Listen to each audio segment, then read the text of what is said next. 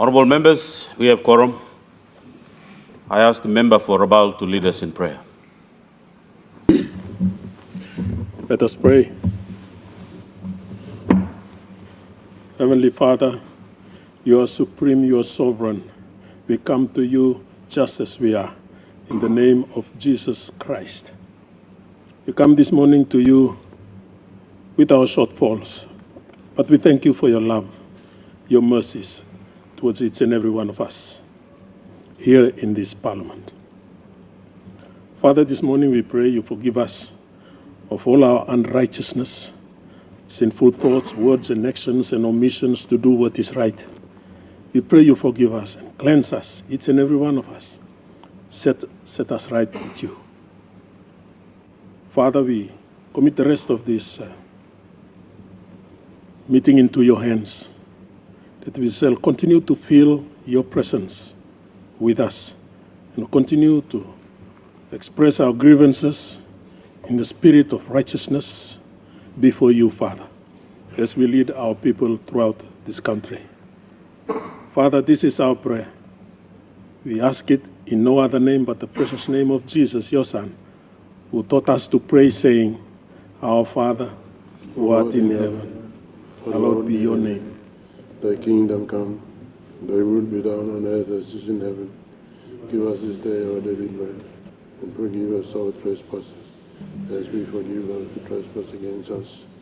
But deliver us from evil. Thine is the kingdom, the power and the glory, forever and ever. Amen.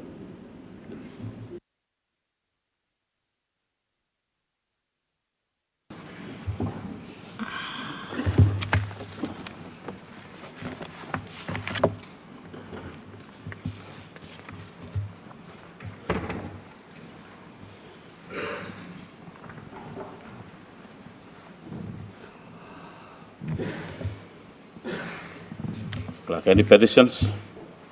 Notices? Honorable members, question time. The Honorable Governor for ECPIC. Thank you, Mr. Deputy Speaker.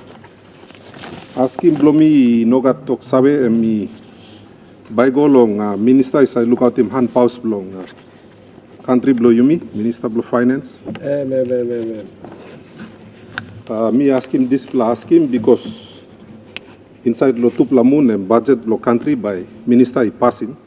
By no got more money go long all institutions blow Yumi.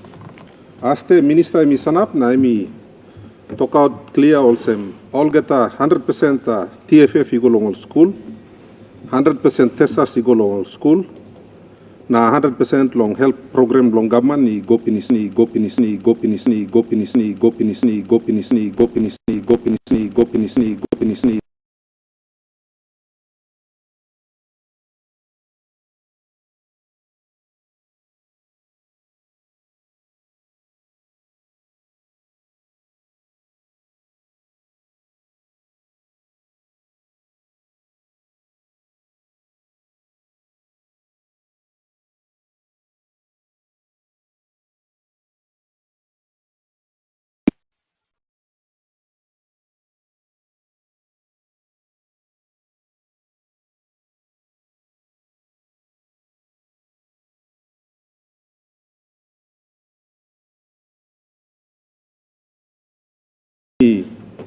give him commitment long him also government by retiring all get this outstanding because long 2024 ECPK kisim tasol 23 million outload this la 57 million or 67 million total where been stopped inside long budget.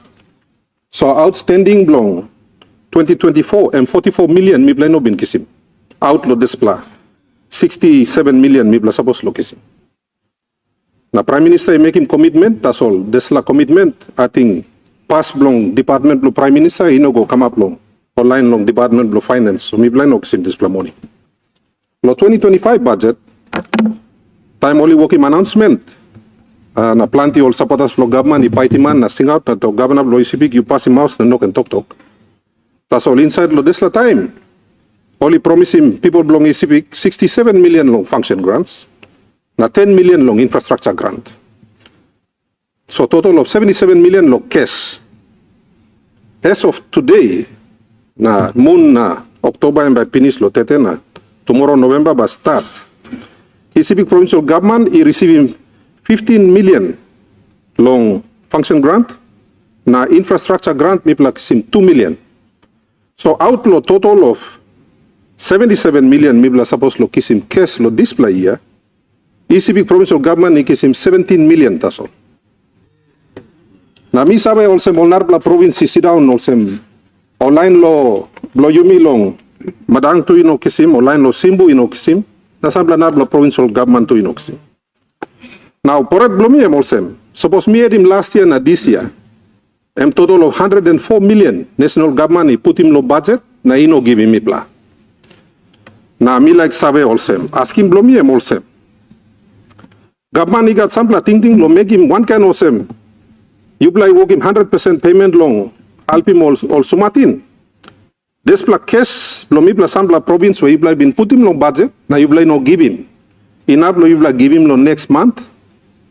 Suppose Minister of Finance Harry Mr. Number 2 emolsem.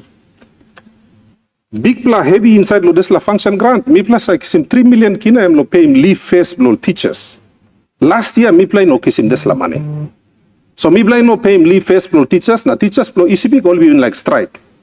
Na same time mi been put him lo Facebook all teacher blo madang tu all to all inox him leave face blo. Now suppose you blay no give him this plan leave face lo this year, which is another 3 million. All teachers blo ECB all by less lo work next year. So me like asking you, Minister of Finance, suppose you in law make him a personal business blo you plan la kati bol kata nar money. At least talk seven ami bla can finding way lo survive because lo case flow is big. Over lo 2 years 104 million you bla by cutting. 104 million. Me give you a number now. But suppose you bla cut him can desla me like is in full 5 million lo leave first long teachers. Sorry 6 million. 3 million lo last year, 3 million lo this year so that at least all teacher blo me. All again go lo annual leave lo next year or lo end of the year because if I don't get that money all teacher blow is big.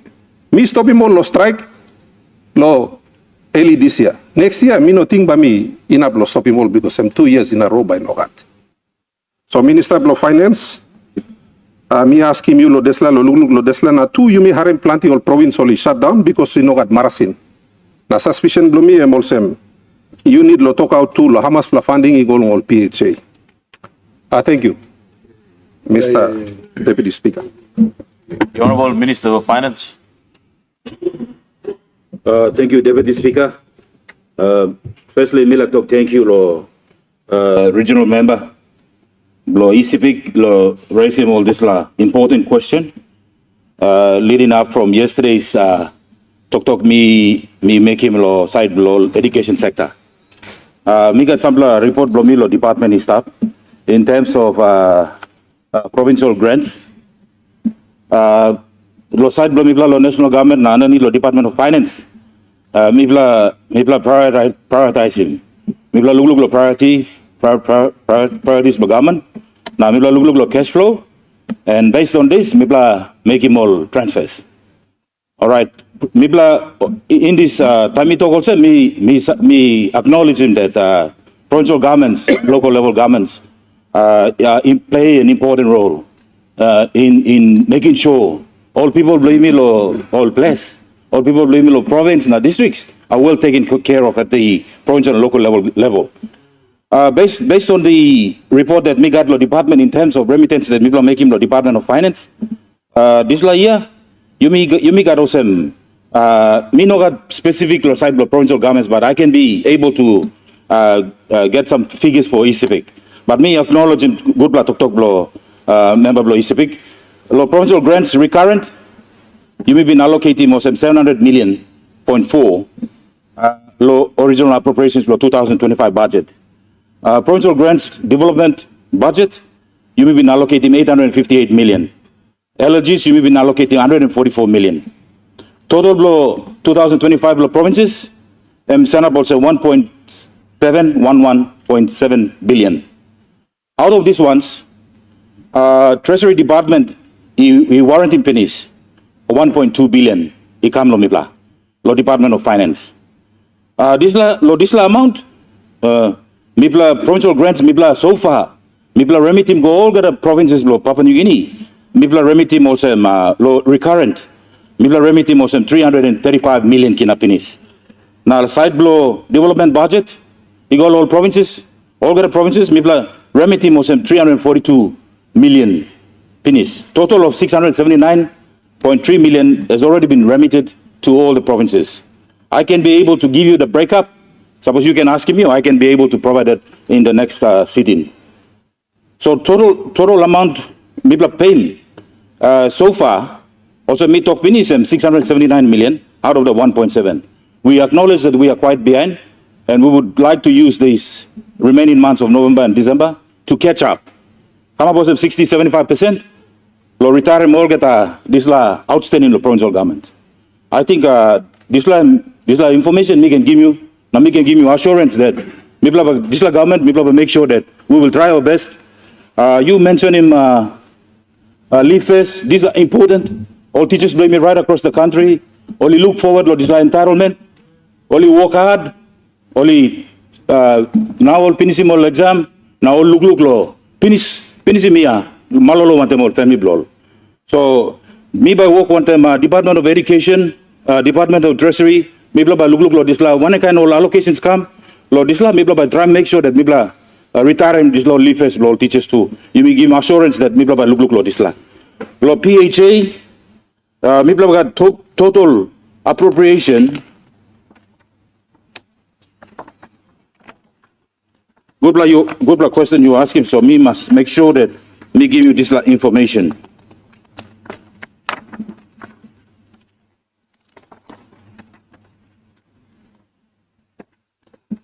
Lo PHAs, me from the top of my head, me been allocating a little bit over 517 million, and so far we have remedied a total of 300 plus million to the PHAs. So we are tracking around 50 to 60%, and we understand that many of the hospitals are also requiring funds to complete the year, November and December.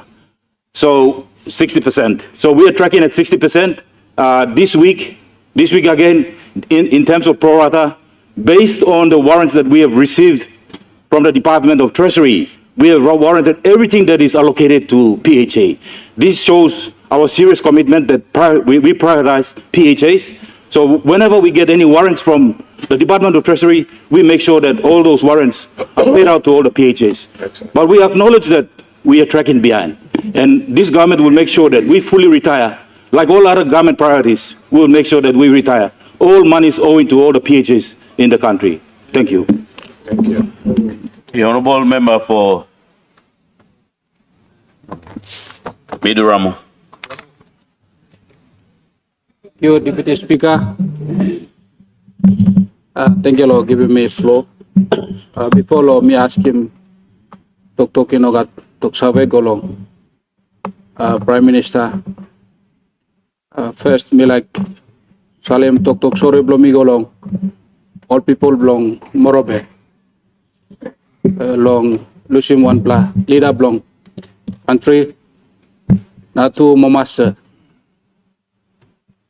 Me pass him Tok Sore Blomi Golol family, na members, na people belong Morobe, the country too.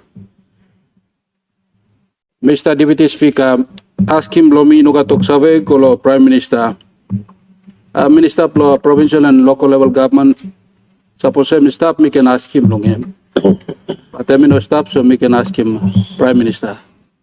Na Minister belong administration services, we can take note to display.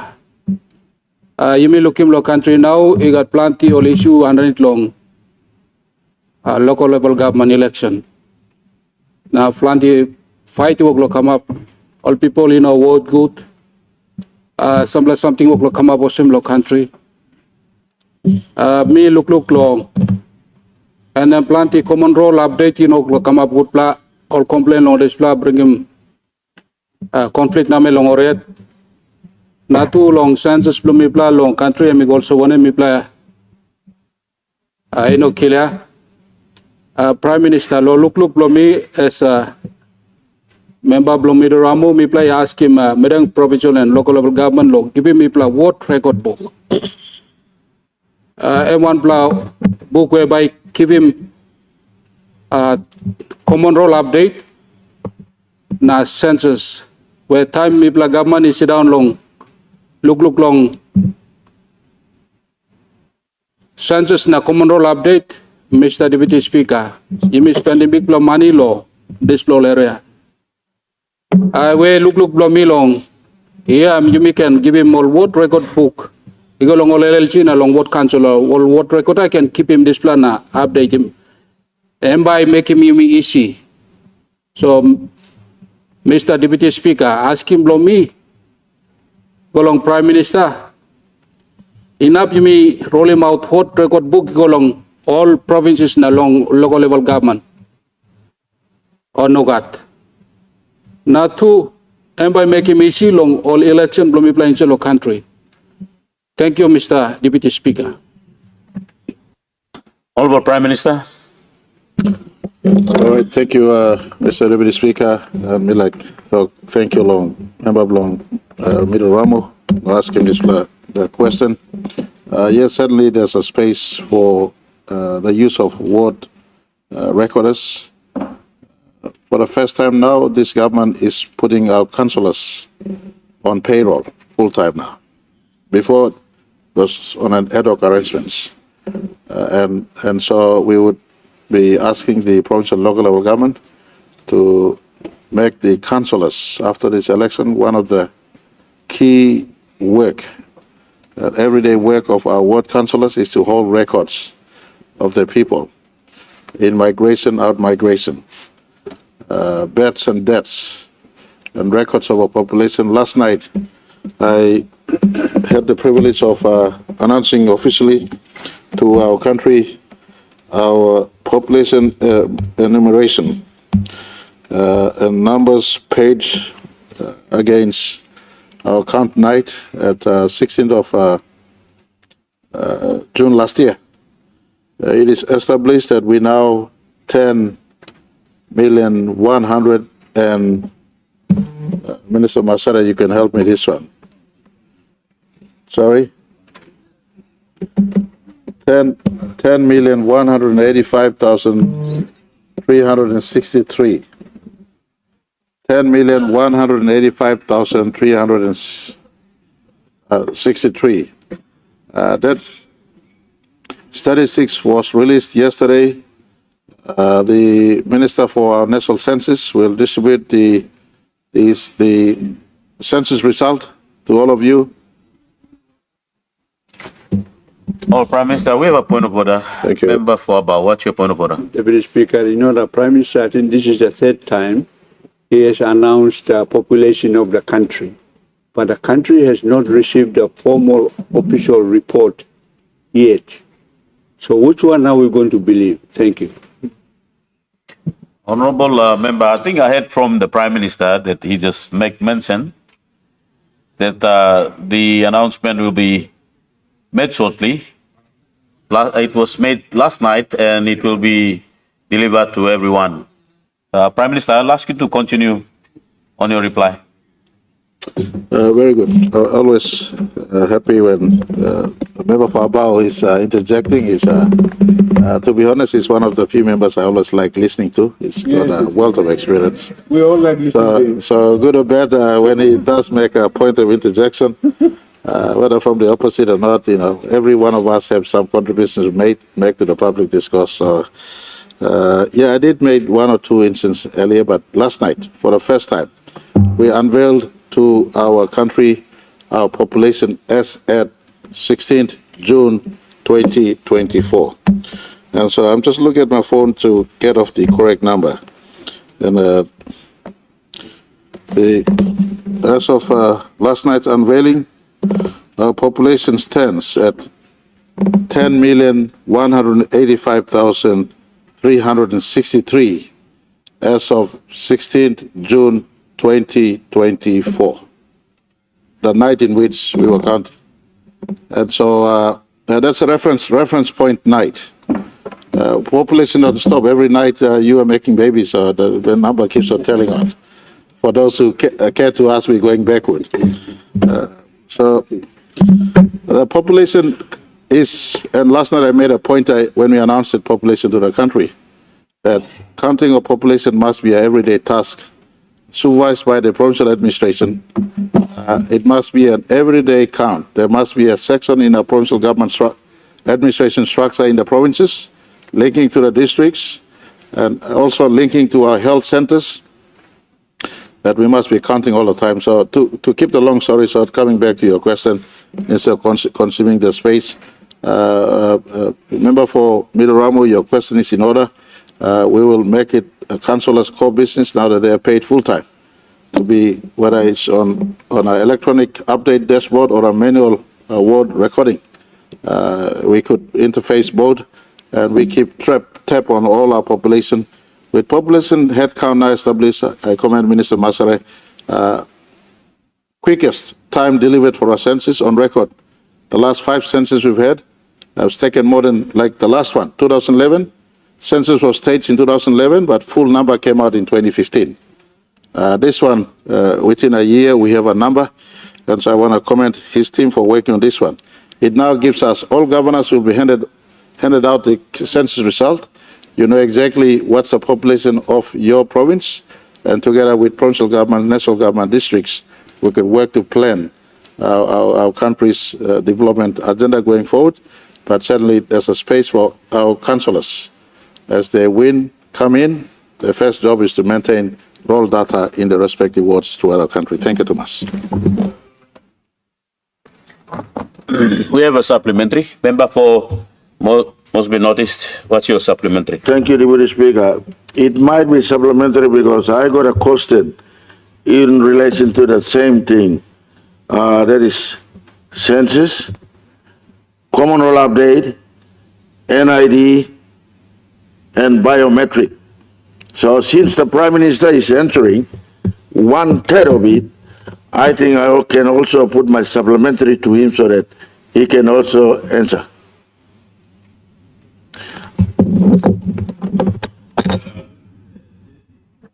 Then you want to ask. So anyway, I already given you the floor. Please continue on your question. Thank you, Deputy Speaker. I also want to commend the Minister for Administrative Services on the census. And now we know that the population of this country is 10 million plus. Okay, this is for the budgetary purpose of this country. Since we have got 14 months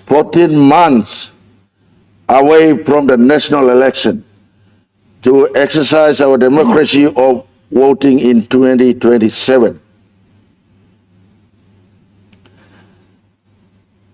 Out of the total population, 18 years and above will be recorded as eligible voters. And then we have got NID coming. And NID looks like the bank and other institutions consider NID as one of the reference of ID card. Even as a member, I went to bank and said, you got an NID. So it is also important. And then we want to come to biometric voting system. The question here, I want to ask the Minister or Prime Minister, is that do we have enough time if we don't consider common roll update at this time? We know the total population already, but how are we going to separate 18 years and above so that we are going to election within the 14 months? So my question is to Prime Minister is that if biometric is used in other parts of the province, like NCDC might be easy, or other provinces, but we are one country, we want uniformity kind of election process. So any budget that might be allocated for biometric, because I personally think that biometric will won't work because we got 14 months. And NID, they said, come next week, next week, next Honorable week. member, we have a point of order from the minister. Minister, what's your point of order? Thank you, Deputy Speaker. I think the question should be directed to me to give some justice to the response. So I'm just asking. It's a new question. Honorable Minister, it's at the prerogative of the member who is asking the question. He directed the question to the Prime Minister, so I'll allow him ask the question, and he asked that you, Minister, responsible to take note, so you can take note of what he asked. So, Honorable Member, you continue on your question. Thank you, my brother minister. Take note of that because Prime Minister already answered 1/3 of it. So I better continue. Okay, we got NID. Every morning you go to this PTC or this telecom place, you see everybody lining up. And they lining up almost 8 months, 9 months without getting the NID. What's the kind of process we are using?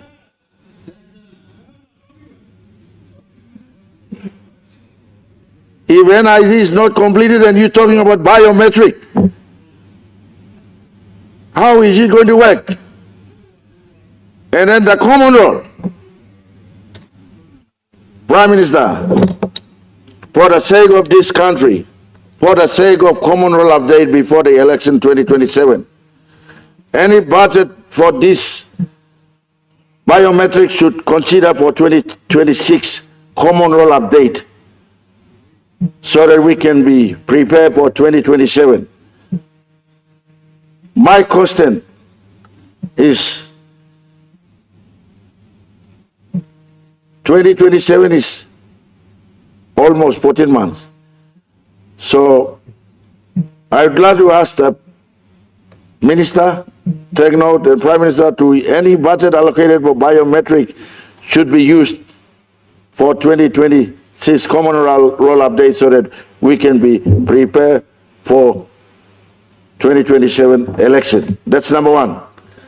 Number two, the NID, if it's not completed, what's the term of reference or ID card that will be used for all our voters in 2027?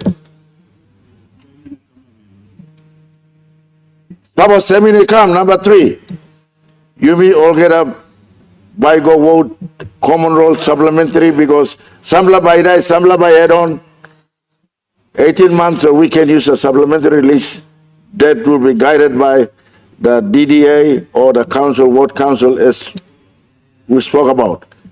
Thank you, Mr. Deputy Speaker. The Honorable Prime Minister.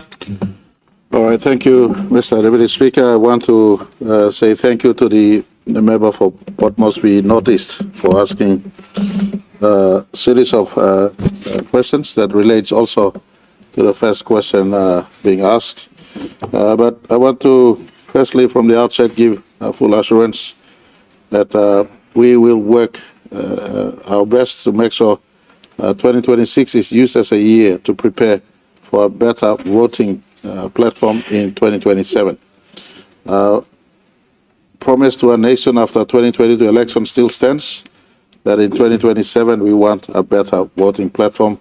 I think it was yesterday when I responded to a similar question asked that we intend to make sure that common role, in the midst of what we do, common role is tidy.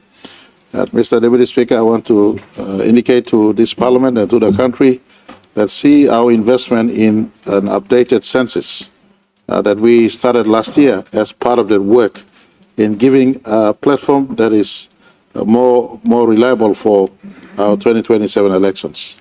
At a trusted data established at a census, it now establishes, and the census also tells us the age of our people. The reference point was 16th June 2024. So if someone was 17 at 16 June 2024, then at 16 June 2025, that same person is now 18. So the population database through the census gives us a basis in which we establish the reference point of any other population-related activities going forward. And that's part of our overall act of cleaning up a weakness that we've carried in our system. Studies and the Commonwealth Observation Report from a couple of elections they've run, as well as our own Parliament bipartisan committee on the Special Parliamentary Committee on the review of 2022 national general elections headed by Governor Baird. All these have affirmed and looked at the deficiency we've carried. Key amongst those deficiency is the integrity of the common roll, and then the process that's geared to it. So I do acknowledge common roll is an issue. I appreciate the ask by the member. Do you have time to deliver biometric? Do you have time to deliver NID to complement an update of the common roll so that as we arrive in 2027, something that I want us as a group of leaders to establish for our country, that the earliest is one person, one vote. So the sanctity of his Section 50 right is really is able to be he or she has at the polling booth. We have a system because it's a manual. And time in the Highlands, for instance, one-day polling is practically unfeasible. One-day polling is practically unfeasible, so in a mad rush to get everyone to vote, the Highlands voters have now designed a system where they sort of agree on who they vote. I give you one example to myself, my own village, or Paipeli, in Hela province. Someone, if you go through all the results since 2002, I contested, I don't collect 100% vote from that village, although it's my village of traditional village of population registry, where my house is, where my family live. There always are certain percentage who don't vote for me.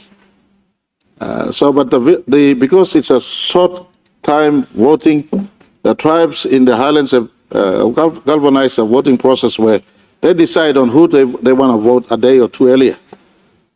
And then when the paper arrives, then they said, those who want to vote someone else, you vote. Those who want to vote the major candidate from the village will vote. So I think we need to move past this one.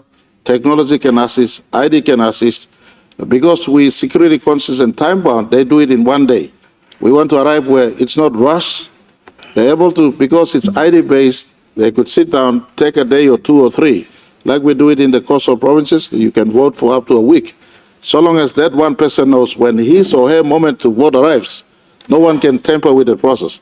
He or she goes to the voting polling booth, picks up his or her paper, he's identified or her identified, and casts the vote of their choice. I can tell you, if we go through this process, two members in this House from the Highlands, or from the Southern Highlands rather, and Hela, the Honourable Member for Yalupangi and the Honourable Member for Taripori will come back easily, quickly, first past the word, as we've done many times. We are both favourites in our respective electorates. But we've always been tainted, and I have my personal interest. My leadership has always been tainted with the view that voting was done improper. And for all of us, so we want to do it properly, and sort of voting in 2027. If some was decided to run, then voting in 2027 could be a better place than the past election we held. So I want to appeal to all of us. We're looking in our team, and Governor's Bed Committee will be very much part of this process. So it is a bipartisan approach. Governor Bed and his team have the report. They've indicated to us, what are you doing with the report? That's a correct line of reference for government to be in haste and responsive. Governor Bed's committee will be part of the process right through. So we check, make sure that the work we want to do is delivered, and it becomes a bipartisan approach leading to 2027. NID, biometric, common roll update will be very much part of the discussion. I ask all of us in the 2026 budget that comes up, let's allocate quite a good resource for that place to be resourced to enter those activities next year. And some changes happening. All of us will take note of some change. The Electoral Commission Appointment Committee sat down and met. The incumbent has reached his retirement age, and so we're getting into the process of filling in new leadership in that place. And when it is filled, we hope next year a heap of activity happens. There's a minister designated to be supervising these activities on a day-to-day basis to make sure the intention of this parliament gets to be progress and we arrive in a better voting environment and platform in 2027. Good question, member for Mosby Notice. I give him assurance. We will do our absolute best to make sure 2027 election is far, far better in terms of preparation than the last election or the years before. Thank you. The Honorable Member for Goroka. Mr. Deputy Speaker, firstly, before me asking question to me, you know what looks away me like on behalf of people of Goroka, me like passing big blood talk sorry bling block along online antalo wap na manda. Big blood landslide kisim all na or plenty blood been losing life. Big blood sorry ko leaders from Enga province. Governor na member of wap na manda. Notice question to me look away me like asking golong hardworking minister block coffee.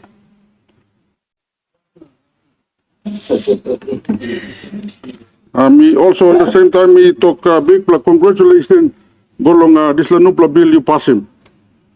Coffee industry in long islands especially long islands come down and one big bla commodity where all plenty all farmers maybe depend on them.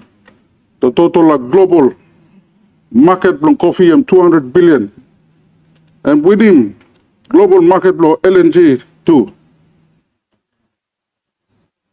Maybe farmers in Goroka, especially concerned belong all me like ratio 1 or 2 platasol concerning this nubla bill I must you pass him.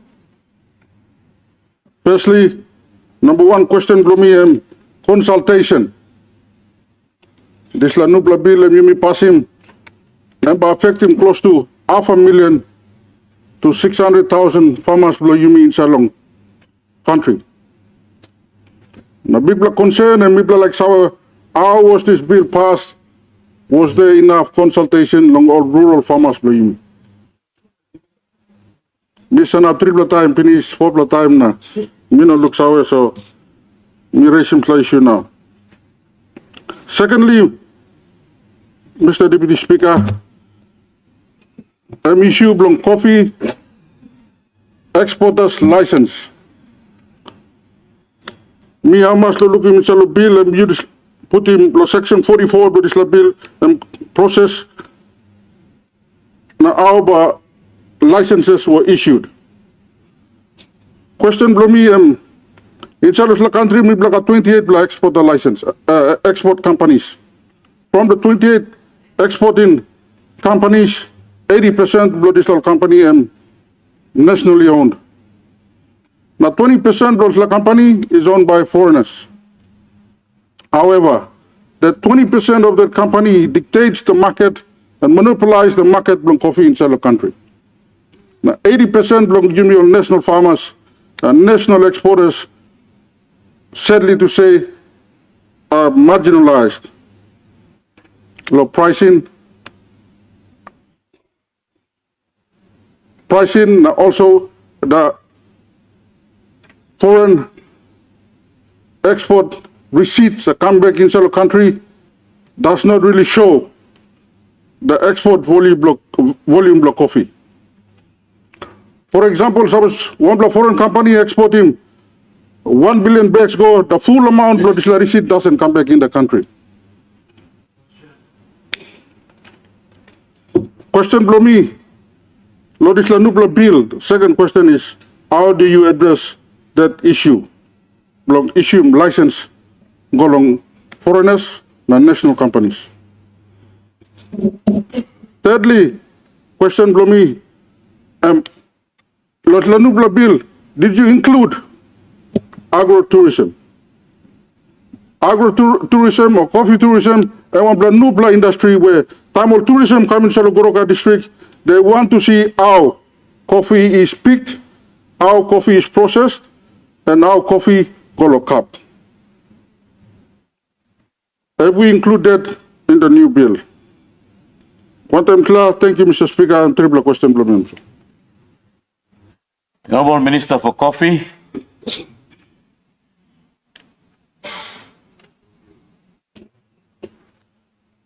Thank you, Deputy Speaker. Firstly, I want to thank the members of this House for passing the National Coffee Authority bill yesterday. This is something that we needed to do, and it's done. This bill has come about since the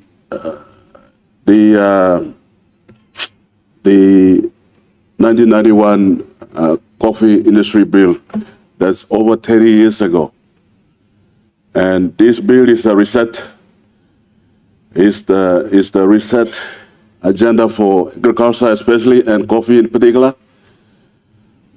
This is the reset that we needed for this sector. And as you have heard, as you have read, as you have seen, our production and the volume of coffee being produced by our farmers, especially the farmers in Eastern Highlands. That's about 80% of our coffee come from Western Highlands, Jiwaka, Jimbo, and then into the Robusta producing provinces of Isipik, Oro, and parts of Morobe. The production have always been on the decline. So as a responsible government, what do? Do we sit down and watch and allow this industry that once carried this country? Do we just allow and wait and sit and watch, or do we need to stand up and do something? And that is what my ministry has done. So I want to thank all the people that have been involved, including the state salt team, that have been so instrumental into day and night to ensure that this bill came through and through to the floor, and that's what we got voted for and is enacted as of yesterday. Now back to the question by former Minister for Agriculture, who is fully aware of what this bill is all about, and his district and province produces 80% of our coffee. This bill is a gain for our farmers. It's not a big gain for the 20% of our exporters who control 80% of the export volume. Eventually, they will be the end recipient and beneficiaries. But if we don't look after the farmers, the people that get their hands dirty, our small people in the villages, the small people that are with water bottles and boil and smoke on our roads, traffic lights, it's an eyesore. And it is my hope that one day all these people will go back to the villages and toil their land where they should rightfully be, planting coffee, planting cocoa, planting copra. So that is really the intent of this bill, my brother and good member for Goroka. It is not encrypted on rock like the Ten Commandments, fellow members of Parliament. It is something that is subject for review, amendment. But at least we got something for a start. If you look at the CIC all these years, there's so much politics in it. There's a board versus board, management versus management. I've seen, I've observed, and I'm old enough to know what the issues are. Been going on. It's been going on. In Goroka, it doesn't happen in most places. Some of you don't feel it. So that is why we got this bill through. I want to thank the wisdom of the Prime Minister. To be honest with you, I never liked this ministry, but for now, I'm consumed in it. I'm in it. Get it done. And I need your support. You may ask him question about Maski. If you care about your people, the small people in the villages, this is the way to go. Yeah. So I want to appeal to the coffee farmers out there. This bill is for you. There's a price support for you. There's a freight support for you. And there's what we call the green gold card I asked earlier. I answered earlier from the question by the good member again. And this is how we're going to carry our people with us. So the export licensing part of it is another gray area that we've corrected. In the absence of a board, the CIC has never been without a board for almost the last 15 months. How do you operate a company with no board? How do you operate a company that is partly or allegedly to be owned by the state? That is a private sector company. How do you operate? And so, I know it's been difficult for me, but I want to thank all of you for passing this bill. I am in control now. Yeah, in terms of licensing, the licensing aspect through that board that we will appoint will come through me, like what we do in the petroleum sector, like we do in the mining sector. Only the minister approves the export license. For the time being, it's yours truly. I'm standing here. I will approve that. For the time being. For as long as the Prime Minister wants me on this job, all those applications will need to come to me. Honorable Minister, we have a point of order.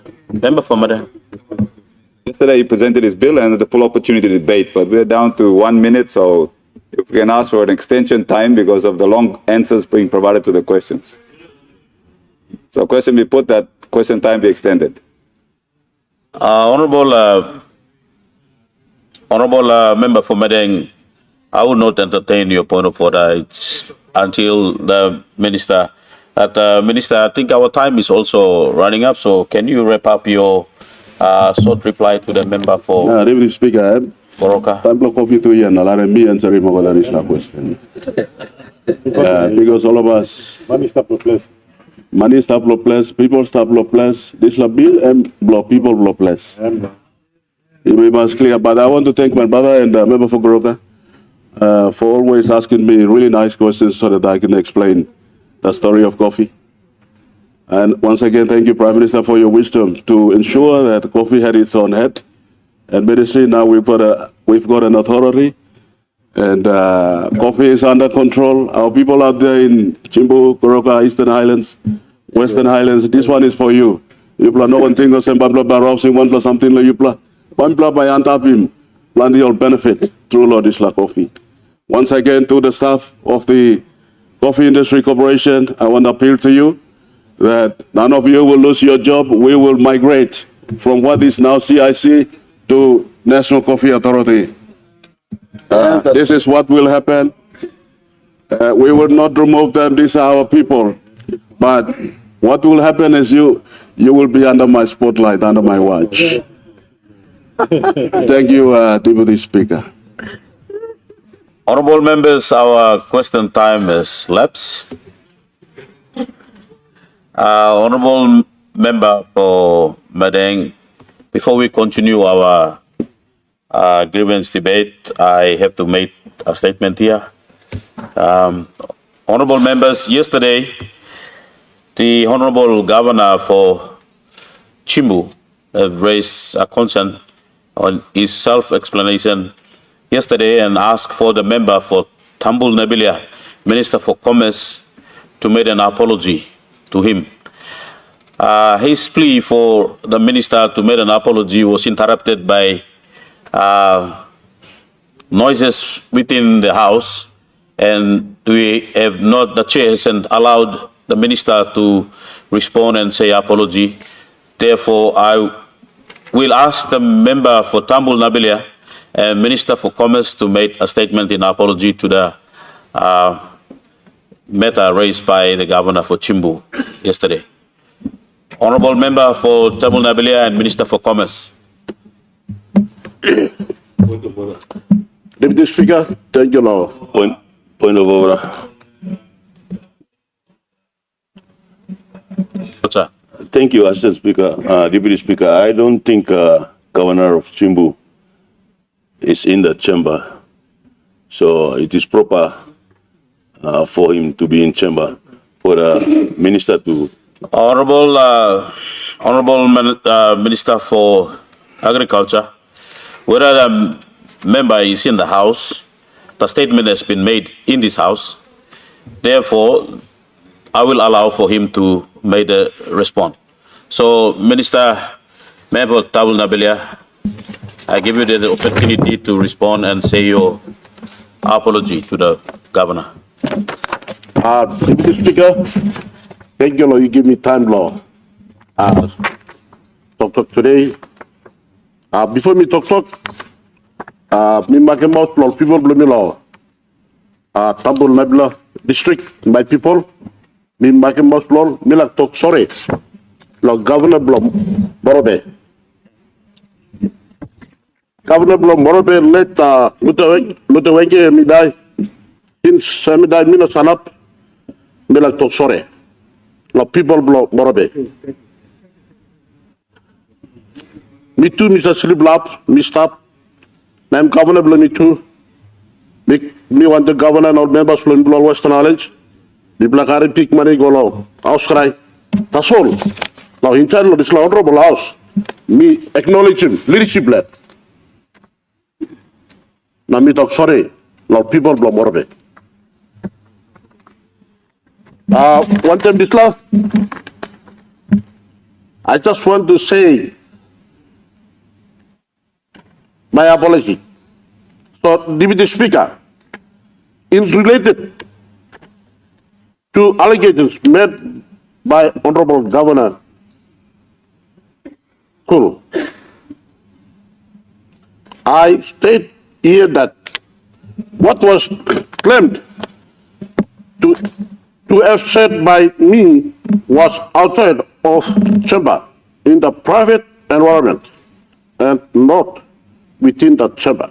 And I was surprised yesterday, Deputy Speaker, when Governor Kul raised the issue on the floor, Deputy Speaker, even if I did say such comments as claimed by Governor Kul, which I deny, it is wrong for Governor Kul to bring it into the chamber yesterday and complain during constant time or debate time and demanding the apology. Number 3,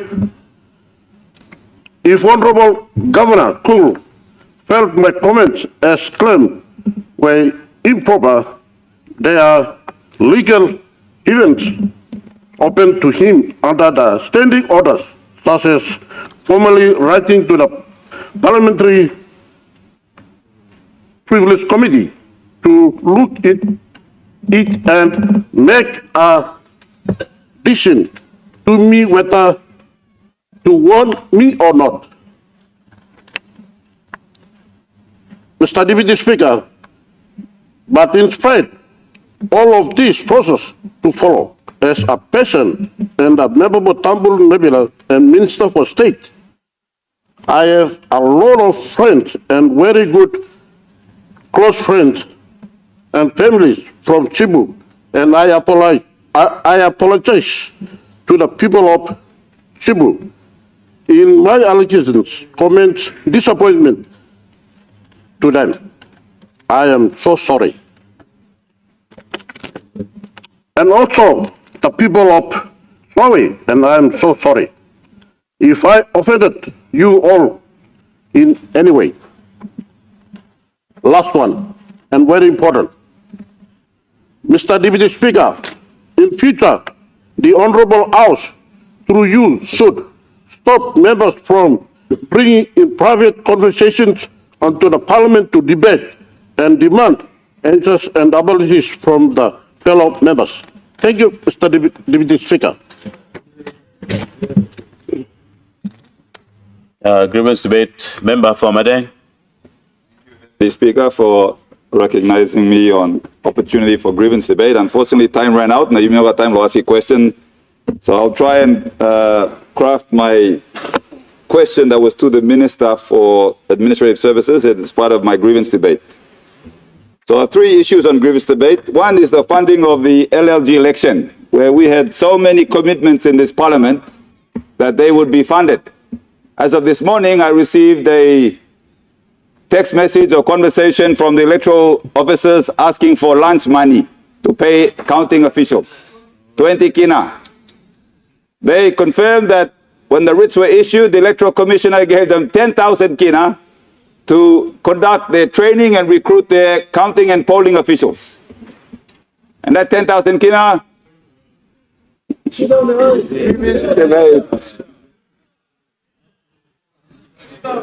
Honorable Minister, what's your point of order? Mr. Deputy Speaker, whilst I appreciate that this is grievance debate, the member should know that if he wants to get factual information, he should speak to the Electoral Commissioner. Don't go down to get text messages and expect that those text messages are genuine and they are correct. You can't come into the house and just make a mockery of a system by just listening to people's text messages, Mr. Deputy Speaker. Thank you. Honorable Minister and honorable members, the grievance debate allows for a member to show in grievance of what he feels he can bring to this house. Therefore, I will not use any, entertain any method to stop a member for, unless you speak a word that is not parliamentary, that I will ask you to withdraw. Honorable member. thank you, Deputy Speaker, on your sound ruling. So, back to the issue of LLG elections. Yes, we get information from our electorate because that's who we represent. We come here to be their voice. We are not in government and we can go to the Electoral Commissioner where he is vacant. So, according to a meeting that I had with them, they raised concern they only received 10,000 kina. Ogata ARO. They got LLG. Then the provincial government gave them just last week, Thursday, 19,000. So they had 29,000 kina to run the entire LLG election for their LLG. 29,000 kina. 10,000 MPs, 18,000 now, they're looking for hire vehicle and everything to run. I said, but there's no money. The Electoral Commission, the money that was budgeted is given MPs. So you guys are recruiting electoral officials, who's going to pay them? Then we went through the budget for these accounting officials, electoral officials. They get paid 70 PO, gets presiding officer, gets 74 kina. Then Natblag gets 72 kina. Then O'Clock Simo say 50 kina. Then Dokiba and 42 kina a day. Then they add a 300 kina risk allowance. Risk allowance, this is LLG election. So why are we paying national rates, election rates, where you got high risk for LLG election? And then they want advance payment, advance for deduction, advance to even deploy. So last time when the government canceled the election or deferred it, some of them already received 1,000 or go finish and then they'll turn in the come back in. And we know there's no money. I calculated that if we counted that 300 kina per official, it comes to over close to 300,000, 400,000, 500,000. Right now they just got 29,000 for 3 LLGs. The good minister mentioned to me in his conference or workshop that all the money has been paid. Now we put a hold on the account, but because once the elections polling starts, we release it. That was a complete misinformation by the minister to me. Complete lie. Was we must talk straight. Okay. So right now we got energy election. Now time will find out some no money. They're gonna say, hey, we're not gonna count and declare until money comes. So who's gonna now we are going to fund the LLG national function or not? Honorable member, we have a point of order. Minister for Coffee. I don't mean to interject, but there is what we call the shared responsibility.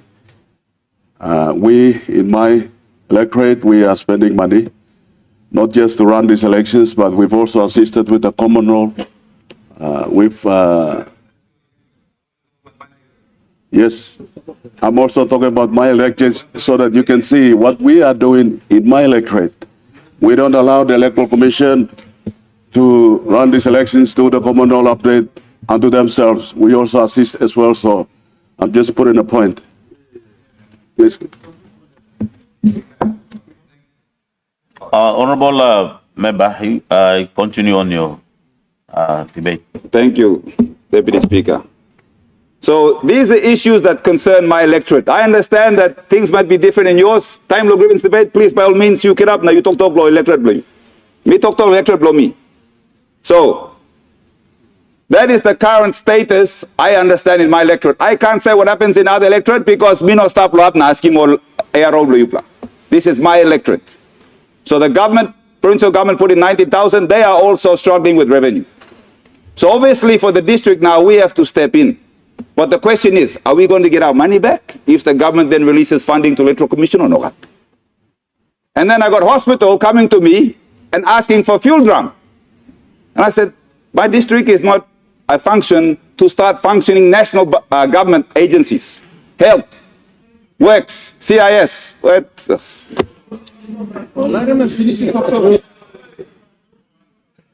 Honorable Minister, what's your point of order?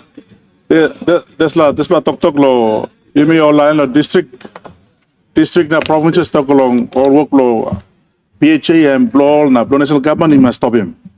It is a shared responsibility.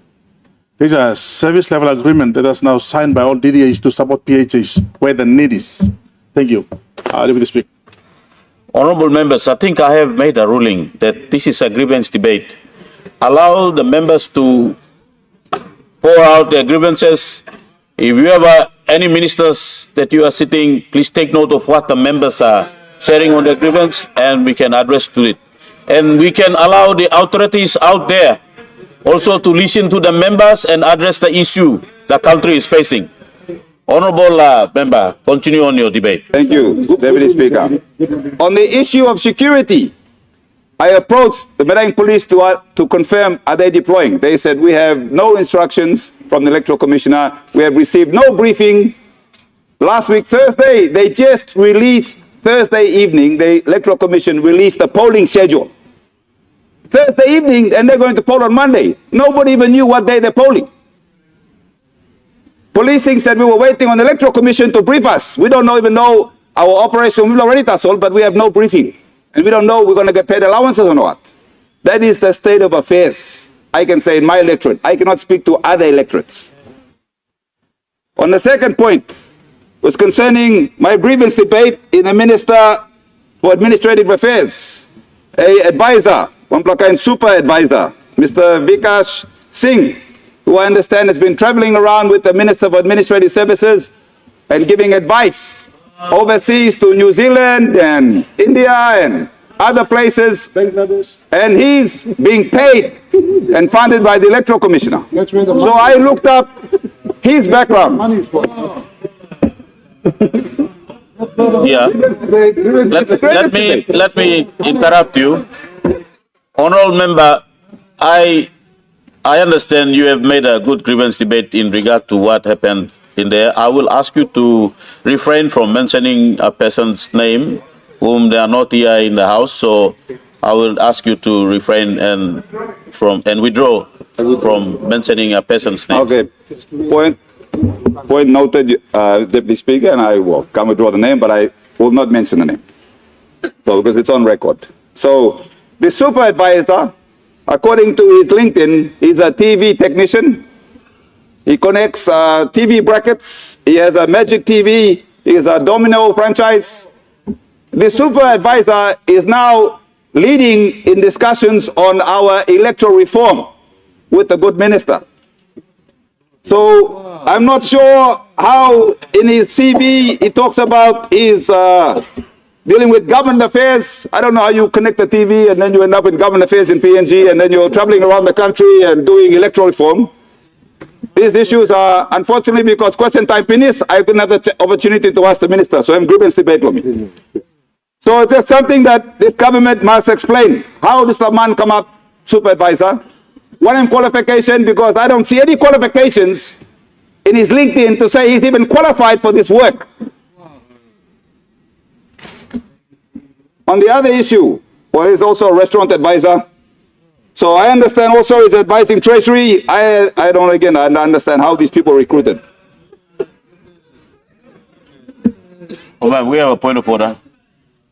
The gentleman that he's referring to has not been paid by the state. He provides advice based on whatever information we require. But the government or the state does not pay him. He's not a consultant, or we just seek his advice because he comes from a professional background. So It's really sad that the member for Medan could drag people like this just for Order, grandstanding order. in the parliament. Order. Order. Or- Anyway, that's opportunity now. I guess the minister, unless other parliament sitting, he can provide a response. Or I'm happy to provide details and he can respond.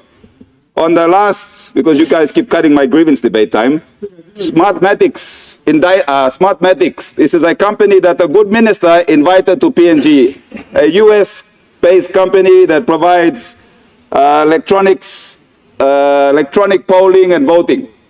And they were one of the main presenters at the workshop or electoral commissioner program organized by the good minister. So I did research on this company, and their co-founder and a few executives have been indicted for bribery. It's a you look find him CNN. It's on CNN news page. They were indicted for bribery allegations in the Philippines, where they used 1 million funds sitting in a California trust fund, and they have been accused of bribing officials in the Philippines, electoral officials, mind you, on allegations of inflating the price of their machines. So during this entire program that the minister put on, I attended the conferences, I sat out. Unfortunately, I didn't get the time to question them on this issue, but no one mentioned that they have been indicted. Now, they could be innocent, but isn't this something that's important that the good minister should have made known, especially to this government, so we avoid embarrassment?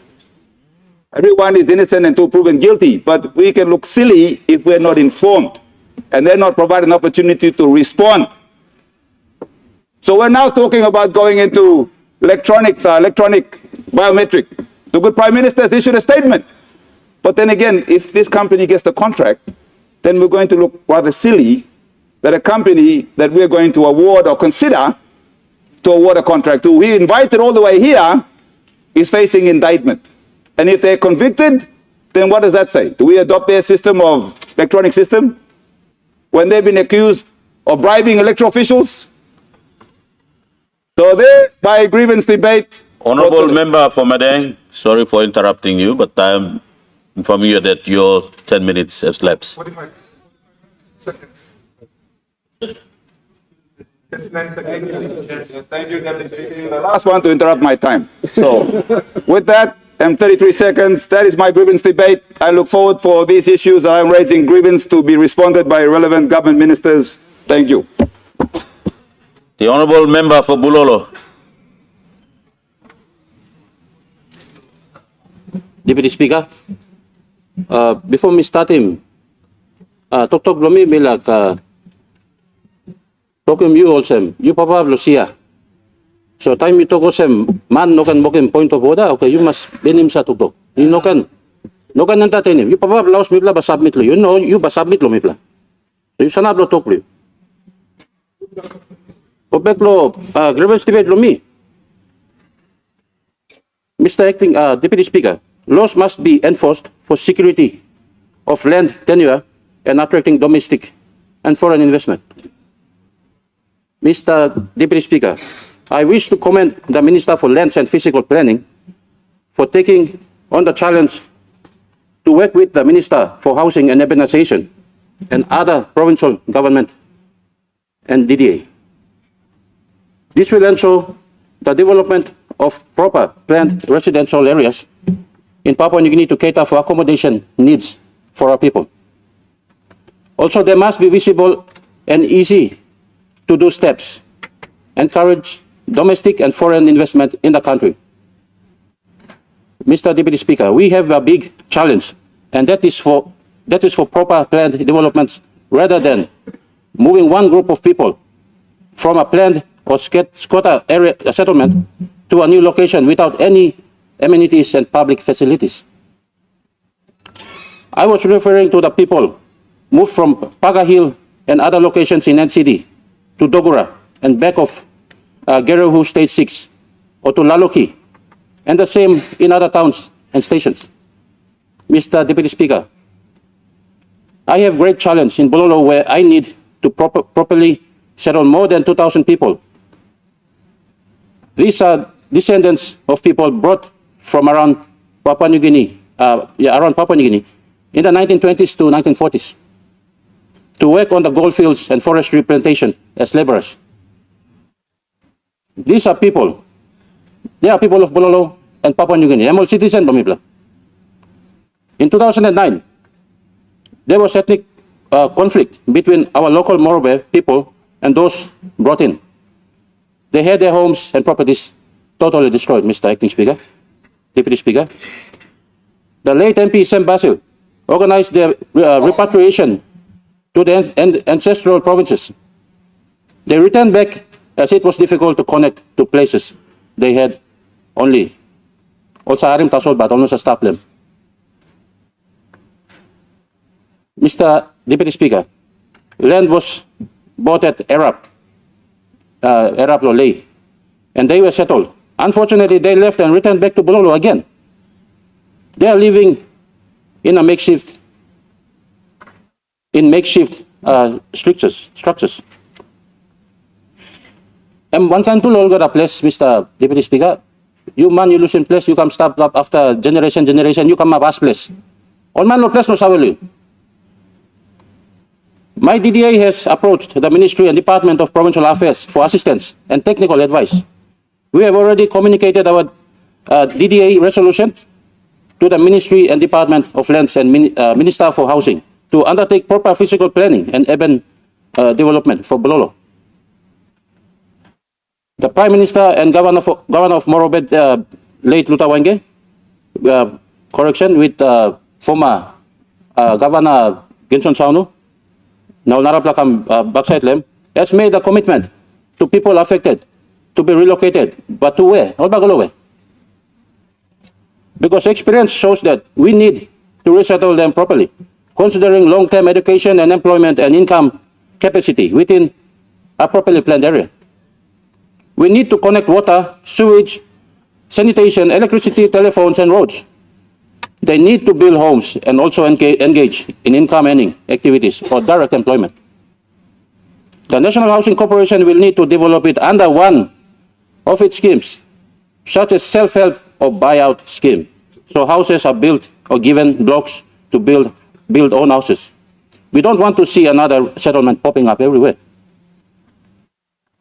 Mr. Deputy Speaker, the government has established a loan scheme with commercial banks with housing loans going at 400,000 kina. How do we assist our people who cannot afford even a 10,000 kina at present?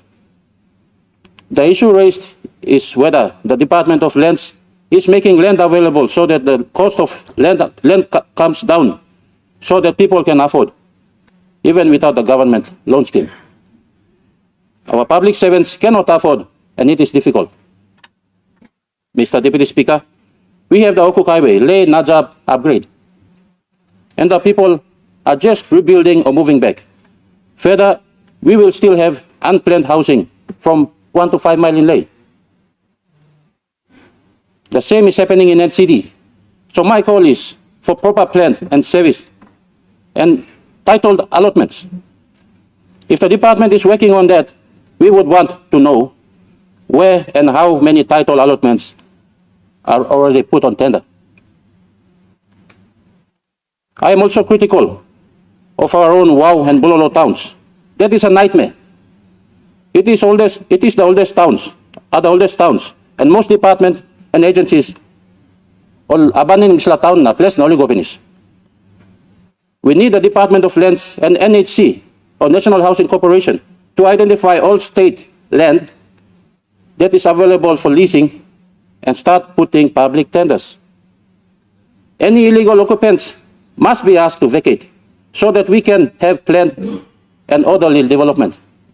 Mr. Acting Speaker, we will need a DDA and LLG and state utilities providers such as Department of Works, PNG Power, Water PNG, and Telecom to connect roads, power, water, and sewage lines.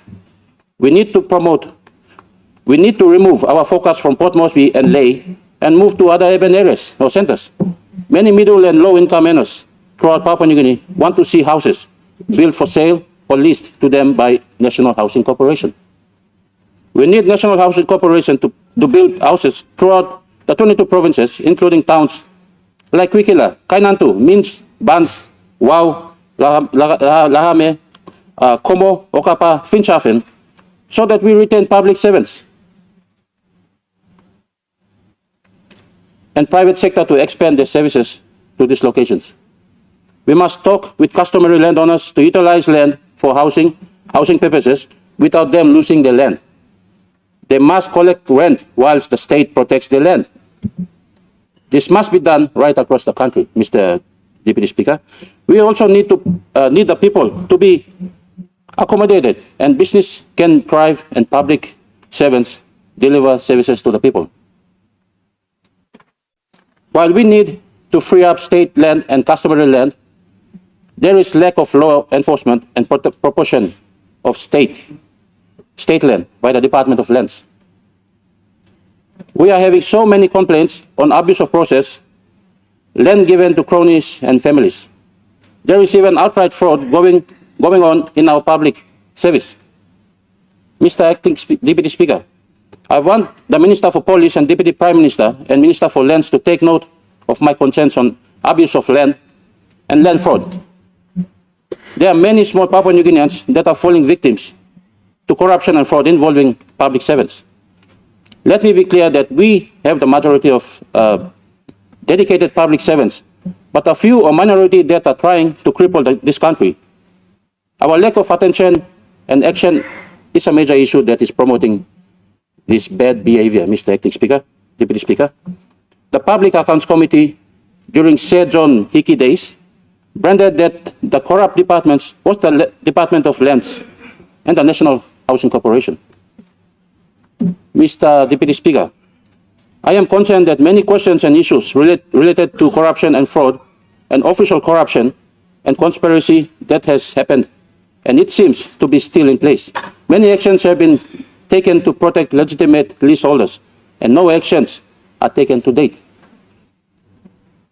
I have issues that relates to public facilities and land that were illegally transferred or stolen from the public. For example, in Morobe, we have the Amelia Earhart Park near Old Airport that was taken away. In Medeng, a public bus stop was given to private individuals. We also hear complaints of Kone Tigers clubland in NCD given away to private individuals. We also hear of land and assets of the Highlands Farmers and Settlers Association in Bans, Goroka, and Dumpu that Department of Lands is involved in irregularities. We hear that many letters and follow-up has been made to the ministers and secretaries back in the day for Lands and Police Commissioner since 2015 to 2025. I'm not action ni kamag, Mr. Deputy Speaker.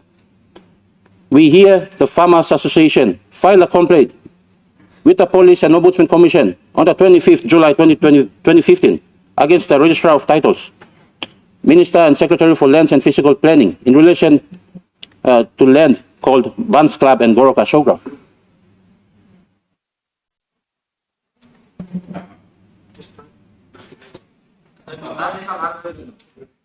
Honorable Member for Bulolo, we have a point of order. Deputy Opposition Leader, what's your point of order? It's going to inform that his grievance debate time has elapsed. Honorable Deputy Opposition Leader, the Speaker is looking at the time. And it will be the Speaker who stops. So, Honorable Member, your time has lapsed. I would not allow. If you have a written statement, you can send it for the handset. The Honorable Prime Minister. Speaker, thank you, Lomaki. I'll be very quick. Usually I don't stand on my feet in the grievance debates, but I think there's something that I need to point out. Firstly, I want to stand behind Minister for Commerce, Member for Tambol, and offer my apologies to the people of Chimbu if they have been grieved in any way, shape, and form. Every part of our country are important. We all contribute to the country. Chimbu is one of the leading provinces in terms of contribution to human capital in our country.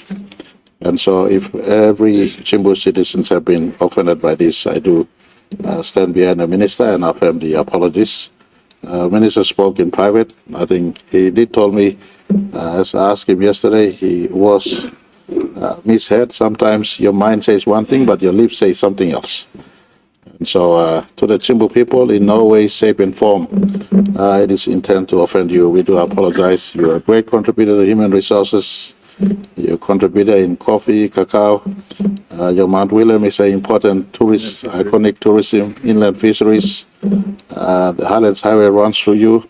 We also now trying our very best the last 4 or 5 years, spreading money to different sectors for the Karami Road. But it is intended from Karami to Gembok and Bundi out to Usino. Remains a strategic intent of government in as far as Connect PNG is concerned. We've invested a little bit in Suave, Erimbari, Nambifa section of the road. And so it just shows how strategic Chimbu plays right in the heart of our country. My own government passed on 5 million kina for the settlement of the water supply. Those Kamaniku tribesmen up there in the mountains, the water issue was a stumbling block before 2019. We passed 5 million around 2019, 2020. The water is now being supplied to Kundia Watana as we speak. And Kundia Hospital has remained a very central hospital in the heart of our country, serving right across. So we just want to say, Chimbu, you are an important part of us. Myself and the member for Suabe does have some exchange, but that's just part of the game. He sits in the opposite, we sit on this side. And we make sure to take these sort of exchanges. I want to offer counsel to all members of parliament. Let's not personalize exchange on the floor of parliament. Let's rise up and accept debates that rages on in our parliament, because that's what this parliament is all about. On another matter, I just want to offer us counsel to members of parliament. Standing order must be read. And I'm sure, example, I just, nothing against the member for Medeng. I have heaps of respect for him. This morning, whether by design or slip of tongue, but he's amongst the most educated in our parliament in terms of law. He knows law better than most. He knows very well that standing order prohibits calling someone who's not on the floor of parliament by name. But he let it slip out of his mouth. And I just want to ask members of parliament, maintain decorum at all times. Our children are watching. Our people are watching. Parliament is a house of people that must carry their heads on a mature shoulder. So let's prescribe to the standing orders of a parliament. If someone's aggrieved, court is the place to go. I also want to ask Mr. Speaker, yourself, let's combine and agree that the Privileges Committee of the Parliament must function, and members of Parliament who abuses the conduct on the floor of Parliament, including abuse to the office of Speaker, the Privileges Committee must be utilized to make referral, and so appropriate warning, appropriate nurturing. And if a serial offender is found in the house, then appropriate penalty can be dispensed in the context. I also want to encourage the country. There are certain places where unaccountability in public verbiage continues to flow, speaking with no sense of accountability.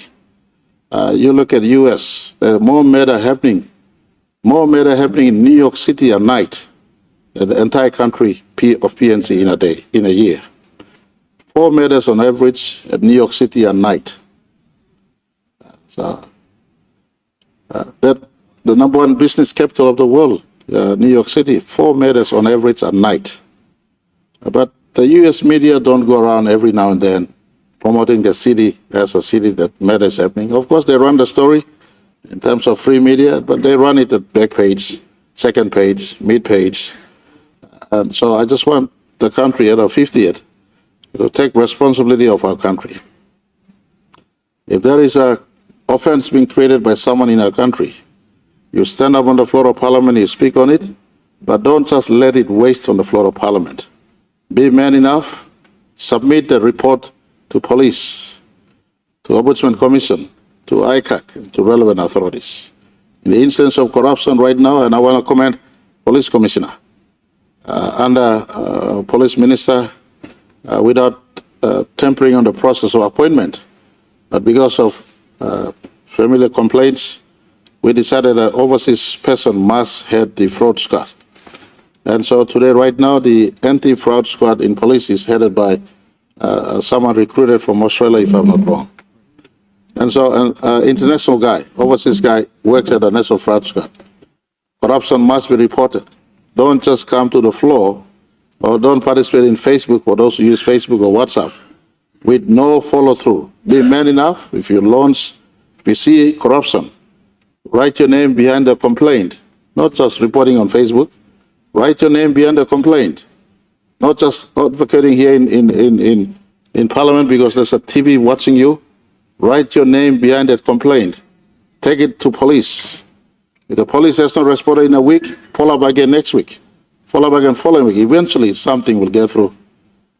And so I just want to advise every one of us, whether it's corruption or everyday complaint, stand behind. Be man enough, stand behind your complaint. Put your name through the complaint. Police, fraud squad, Ombudsman Commission, ICAC, and for whatever it is worth, we now, the commission and the two deputies were fighting amongst themselves, the ICAC Appointments Committee.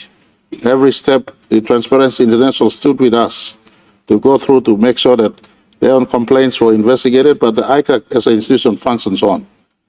And I just want to advise every one of us, talking on Parliament is one thing, but stand behind your issues, put your name behind it, and let's prosecute any complaints being laid.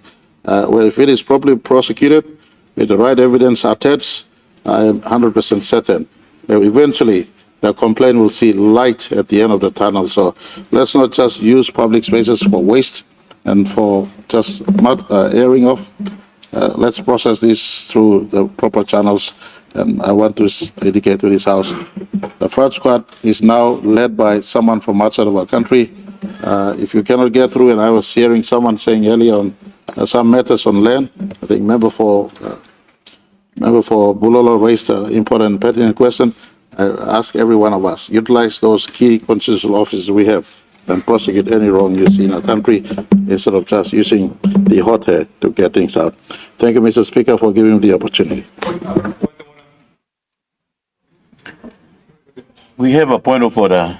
Mr. Speaker, the Deputy Speaker. Be like just Prime Minister making statement also meda rate lumibla ino as high as sampla narpla country or toklo sampla city. So me just double check him out. So we have to speak facts on this floor. The United Nations Office on Drugs and Crime, which uses statistics given to them by our police force, places the Papua New Guinean rate of intentional homicide at 23.1 per 100,000 of population. Now that puts us 4 times higher than the global average, and it ranks us in the top 10 countries in terms of intentional homicide, which is killing man. So, me like just point him out this lana, correct him, Prime Minister. Thank you, Mr. Acting.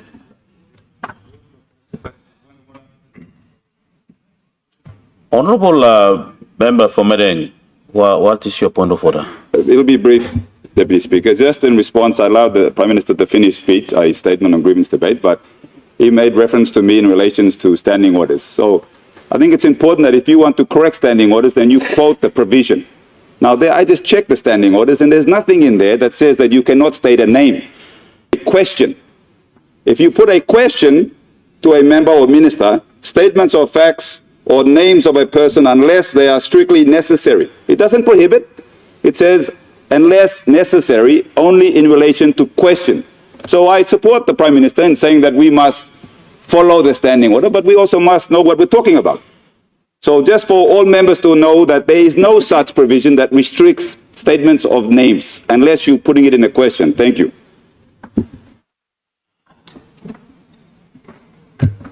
The Honourable Governor for Western Britain. Deputy Speaker. Deputy Speaker, I just want to touch base some of the challenges which we face at provincial level. I believe it's the same challenges everybody would be facing. I'm sure the good treasurer will be releasing the reports of, we may have to make it mandatory for releasing quarterly release of the functional grants. Mr. Deputy Speaker, it's called functional grant because without that, you cannot function. I'm thankful. Yes, PSIP, DSIP is coming. It's paid almost up to 8-9 million kina. That's like 80-90%. Whereas when it comes to functional grant, which actually looks after education, health, law and order, infrastructure, transport infrastructure, lands, land justice, village court, and all these things, so far we have received like 48%. And we are now already in end of October, towards end of the year. This is always happens like maybe right at the end of December or the following year, you might get the balance. This creates a lot of uncertainty, Mr. Deputy Speaker. This also allows these public servants, hoping that this money is coming and they keep going and, borrowing money and creating denows and keep accumulating. And the most importantly, Deputy Speaker, one of that funding out of this, for example, West New Britain has like 40 million kina as a functional grant per annum. Education alone gets around 10 to 12 million kina. And that includes teachers' leave fare too.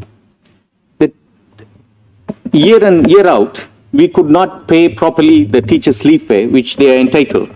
And even some of those teachers teaching in remote areas, they are also not paid. And we have an accumulation of almost over 40 million kina to sort out teachers. And this is one of the most noble job and people working, really in a rural area where they are not looked after. And then how do we really expect that these teachers, be peaceful and deliver or look after our children, educating our children? Mr. Deputy Speaker, West New Britain is one of the most, most vibrant economy in terms of contribution from agriculture, in terms of tourism, in terms of logging activities, in terms of fisheries, and all these activities, contribute.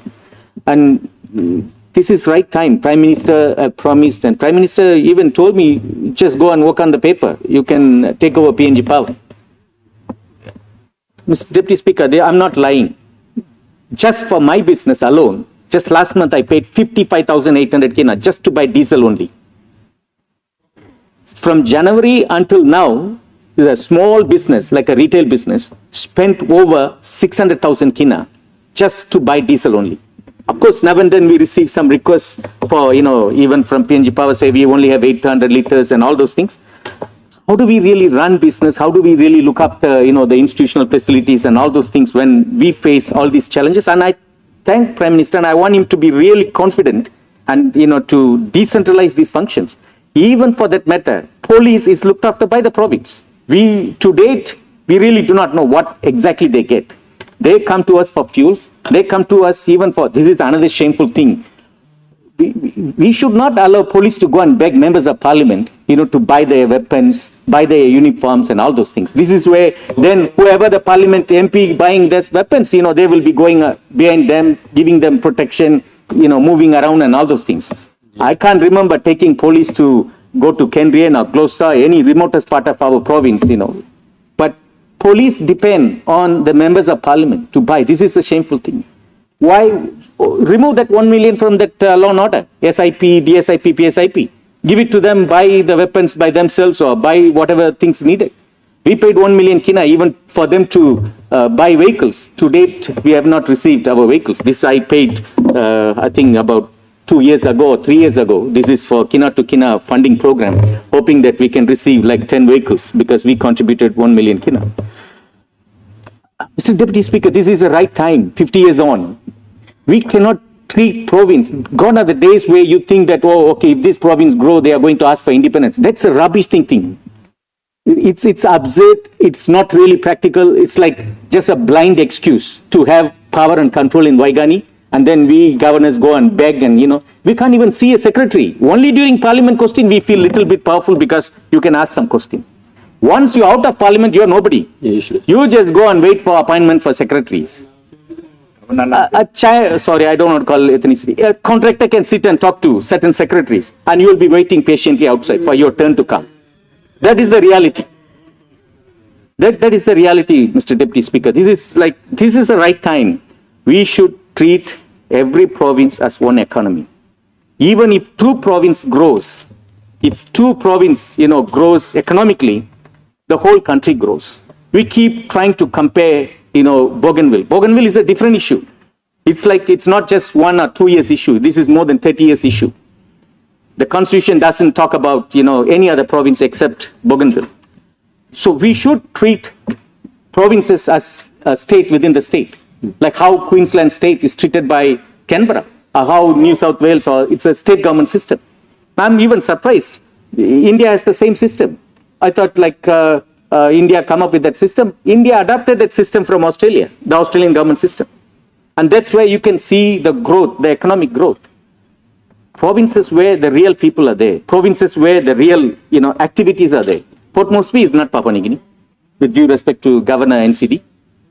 But the real province, real Papua New Guinea is in the village, in the provinces. When we empower the provinces, then the country automatically empowers. Yeah, why do we have to suffer every time hearing the same complaint about poor roads, poor police operations, all those kind of challenges? If provinces are empowered, give the power to us, we look after. If there is no power, then we'll take the blame. Give the water. If there is no water, then we will take the blame. We are more than happy to take. And again, we can make PNG power tomorrow to sell and buy profitable, yeah? Just by releasing these C centers. Yeah? These are loss-making centers anyway. Kimbe, KVN, Alata, Vivek, even Western Province. Why would we make the company suffer? Just release those things to the respective provinces. And I really want Prime Minister to, stick to that promise of decentralizing some of these powers, because even the police should be decentralized. Because anyway, 90% of their survival depends on each province and district where they are operating. Because it is in our interest to make sure we fund the police, because without them, then we can't bring peace, or we can't manage the law and order situation, within the province. Deputy Speaker, a lot of commitments made. We as a leader, we have to honor our words with our actions. I'm very worried, like 2015, when the former Prime Minister was there, we all happily went to India. The Indian government agreed for $100 million to, attend to these 2 roads, Hoskins to Kimbe Road, and then this Bayer to Medang Road. To date, nothing has happened. And this is a long, and when I went to Kokopo last week, I thanked the government, for doing that 4-lane road. It's really important. Every province, at least the 5 or 10 kilometers of, the approach to the main capital, we should have. Even Kimbe, Deputy Speaker, you can't believe, when I drive 7 o'clock wanting to go to airport, I can't take over because I got 20 cars in the front and another 20 cars coming this way. And I'm real big struggle. We were promised this 4-lane road. Kimbe is no less than any other province which are currently having all those 4-lane roads. And it was like promised. We should not keep promising and, having too many unfulfilled promises. Likewise, our hospital too. I think, suppose people are giving, maybe I'll resign. Maybe after end of this term, suppose people are working start, yeah, maybe I'll retire. Now, I can give assurance also. People are going to complete in this 4-lane road, na hospital, okay, me retire. So, people can kishim narapla member na EC. Suppose people are no make him, then me ba continue lo stand up, na me ba continue lo follow up lo this something. I think good plan lo rausimi lo parliament yeah, good plan lo you me go na make him this lo work. 4-lane na this hospital. I think because these are promise which we made to people in public. So we need to restore, the trust between government and our people. We need to maintain this fiscal discipline. Treasurer, please release him. Release him one kind money amigolo each district na one kind money amigolo each province. Yeah. Put him 2-page advertisement, a 3-page advertisement. You may look him so that got complain also Musati kisim, Musati no kisim. Some time me play Mr. Speaker. The irony is order. Time you starving this functional grant come late all the time. No work is happening. Public servants are very happy. They are just getting the pay, but no work is done. The functional grants keep accumulate. Mainly money end up going to some hire car or paying to hotel for some program, this and that. No real tangible work happens. What happens is, at the end of the year, I'll buy looking. Treasurer by Toggle Sam. Me allocate him 40 million. Yeah. You survive 20 million. Yeah. So why na you may need him? You by need him. Narapla on him. Next year come here. Why we have to give you 40 million? Because you survived on this 20 million. Of course we survived. Meaning also no got one pla okay me come up. So that's a reason, Deputy Speaker. We have to give importance to all the recurrent expenses. The recurrent expenses must take the precedence even before PSIP or DSIP. Thank you. Governor, your time has lapsed. Your time has elapsed. Honorable members, before I ask any of you to make a statement, let me make a statement here from the chair. The grievance debate is a very important time. Individual members expressing what they feel that they have to show on this floor of House. I'd like to appeal to all ministers of this House to make use of this grievance debate, to listen to your colleague members of what, and for seeing ministers walking out of the chamber, it's at your prerogative to go, but from the chair, I advise that it will be proper for you ministers to sit here in the House and listen to our members of the grievances that are being raised. Now let's continue. Honorable Member for Wabek. Opposition Party. Thank you, Deputy Speaker. Grievance Blumilo this morning. I think same grievance where Mio Glorishim lo Risla floor plenty time na bami talk again. Grievance Blumilo lo law and order. Deputy Speaker, all problems where you got him lo Risla country, same problem all Narabla country all got him. These are the same problems because human beings, no matter the color of skin, they're the same. And we seem to have the same problems. The thing that, fails my understanding is that why can't the law enforcement agencies, particularly the police department, unfortunately the police minister is not there to listen to this grievance, but why can't they simply look at studies that are done in other countries and see the recommendations being made? They're the same recommendations being carried out worldwide. Now, law and order, all man committing, all animals law, place committing. They're human beings who are committing those crimes, and they live in homes and they come from societies. Deputy Speaker, everywhere in the world, there's evidence, overwhelming evidence that show that if you start to arrest people, then you will have deterrence. Now, if you look at all the social media and videos floating around the place, now people from the villages are, holding their firearms and flaunting and getting pictures with our security forces. If I'm the Minister for Police or the Minister for Defense, I will arrest that particular law enforcement officer who's there taking photos with his people in the village because he's actually partaking in that and promoting those behaviors. Deputy Speaker, it's not a joke anymore, Some of you live in those, flashy hotels and fly in and out of Australia, and you don't live in your villages, so you don't know what's happening in your villages. You think Papua New Guinea is Australia, Brisbane, or the casinos in Sydney. You people have to go to your villages. You play float around those malls, some like in Tycoon, the US now. You play no look savel, one something come up low place. I hear some of you mentioning Bula Bula. I think Fiji is your country. Papua New Guinea is no longer your country.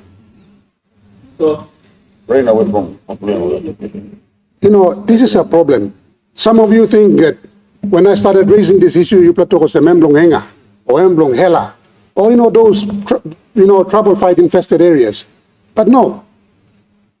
In any illness, the weakest area is the first one that shows symptoms of illness. And that's where Enya and these other places are coming into view. It's a systemic illness that starts from here on this floor of Parliament. You start arresting members of Parliament, and then the nation will toe in line.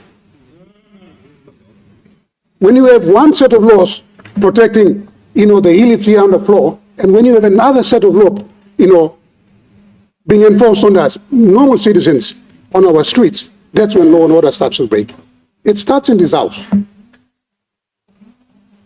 I've been complaining, now that the police minister is inside, I've been complaining on this floor for 3 years now, my brother.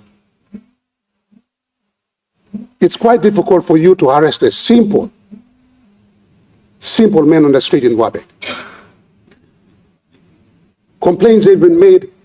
So many PPCs have been addressed. I don't know what set of criteria you use to, performance appraise your PPCs in your own provinces. I think the most important one should be the rate of arrest.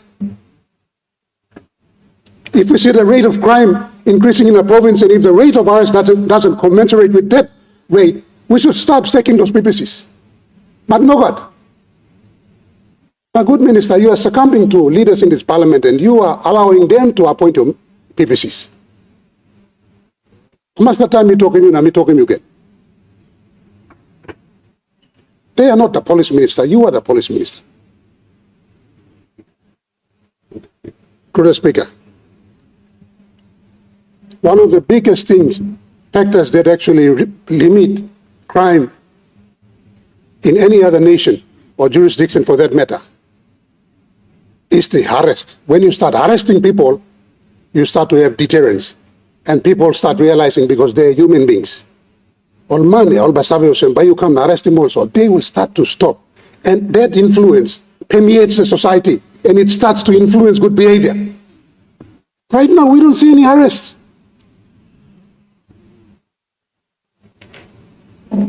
How you may expect him, law and order will thrive lo country from it? Please. You know, the fundamental role of a government is to protect its citizens. That's why when the ordinary people give their votes to us, when they consent to give their votes to us, they cast, certain rights are actually vested on us, like the right to violence and use of violence to enforce law and order. That right has been given to government. Yet our policemen and defense force have actually they have morphed into peace mediators. They go around and talk and talk. You are not supposed to go and talk. All man will survey us, you come up with them, geli now, all but treating you some geli. We are supposed to use force. The monopoly of force has been vested on the state, on the government. Plenty you complain of them. Some leaders place make it work. We go and do our jobs. I'm telling you. We do our jobs. Unfortunately, the institutions of state. Honorable member, we have a point of order. Minister for Defense. Sorry for disturbing, but I think it needs to be made very clear that PNGDF does not have any arresting powers while they're out there. They're only there to support the police. So, no good meeting was a defense tabla up, no can arrest him on man Mary. In a walk long. Honorable Minister, I think I have raised that concern before. I'll allow the member to go ahead. All get talk time, all got him time, please. You blame talk now. Me blame foul game no make him talk when me blame I'm not talk to floor on the parliament. Please, law and order and big problem. I'm outside lo me blame over the streets. I know, let alone our, our mothers, our daughters. It's quite difficult for them to live a normal life in this country. One of the fundamental roles of the government is to protect its citizens.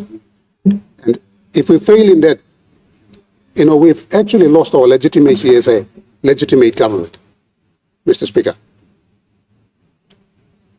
May I ask him again, please? Talk blow mibla and win him size blow mibla. If the words we speak on the floor of parliament would automatically translate to an action like God created the world, we'd be living in that world of, our aspirations, in that utopian world we dream of. Unfortunately, police minister, now not a line to you, Mr. Speaker, you block giving me assurance plenty time gonna. Assurance I'm no getting one black kaigeblen. I'm a simple man and evade him arrest for over 3 years. I'm so Muslim, government and faith. Please, you may address in law and order and big crisis inside the country now. It's in crisis. Places in Kokopo. I went to school in Kerevat. Places like Kokopo used to be very peaceful places. Very peaceful places. And if you see crime rates in Kokopo increasing, that's an indictment on the government's ability to provide law and order and provide governance for its people. I don't know what measures you are using to measure your own success as a government. if the basic socio-economic indices, if the crime rates are actually down, plunging into in habits, you have to relook again and address those issues. It's like economy, blood token went up 200 billion or one something, you know, it doesn't show on ground. Those figures are not commensurate with our socio-economic indices. We have to start taking a serious look at law and order. You know, I've been raising this on this floor so many times, and I'm, raising it again. Law and order, please. Let's address law and order. Thank you, Mr. Speaker. The Honourable Member for Rabaul. Yeah, thank you, Deputy Speaker, for long people are about. Me like expressing one grievance in relation to the processing. This is in addition to what the Honorable Dr. Lino has been discussing. But I found the same. I found one particular procedure missing in the process of arrest in the police department, police station in Rabaul district. When a person is arrested by the police, the next thing that should be done is a statement obtained from the criminal who's been arrested by the police, a record of interview. In many cases, this is not done, and the court cannot perform its function effectively without this statement or a record of interview. So in all the cases of arrest, you put him in a cell one night, next day you release them back into the free society where they reoffend. So the law and order issue continues to multiply. How do you address this? We need trained policemen who are able to sit down with an arrested offender, write a statement, and prepare him, process him for court. This knows what happened. Law and order, law and order. You mean arresting all people? No one is there to process their statement. But you can't even go to court or someone. But this is what the procedure, the legal process is. We cannot. You mean not katim desala burukim busasol na bring him go to court. The next thing the magistrate will ask for is, what's the statement? And then he acquits him for lack of evidence. So I think it's a place now. Maybe the police department have a different section there. Trained policemen who probably have gone through the training process at, say, Bomana, and who are interested in actually processing arrested offenders. They can take an additional course on a statement, how to write statements. So because in law, and that's what the courts look for, when a person is arrested and charged with a particular offense, what the magistrate will look for in the statement of facts is facts that will establish certain elements in the offense for which he has been charged. And if that is not there, he gets acquitted. So we need, I think, trained policemen who are arresting officers, or if they are not arresting officers, they are trained there to simply write out statements for offenders. I suppose it's a law, only no walking, me talking, you all members, honorable members. We can talk about law and order, and police arresting offenders,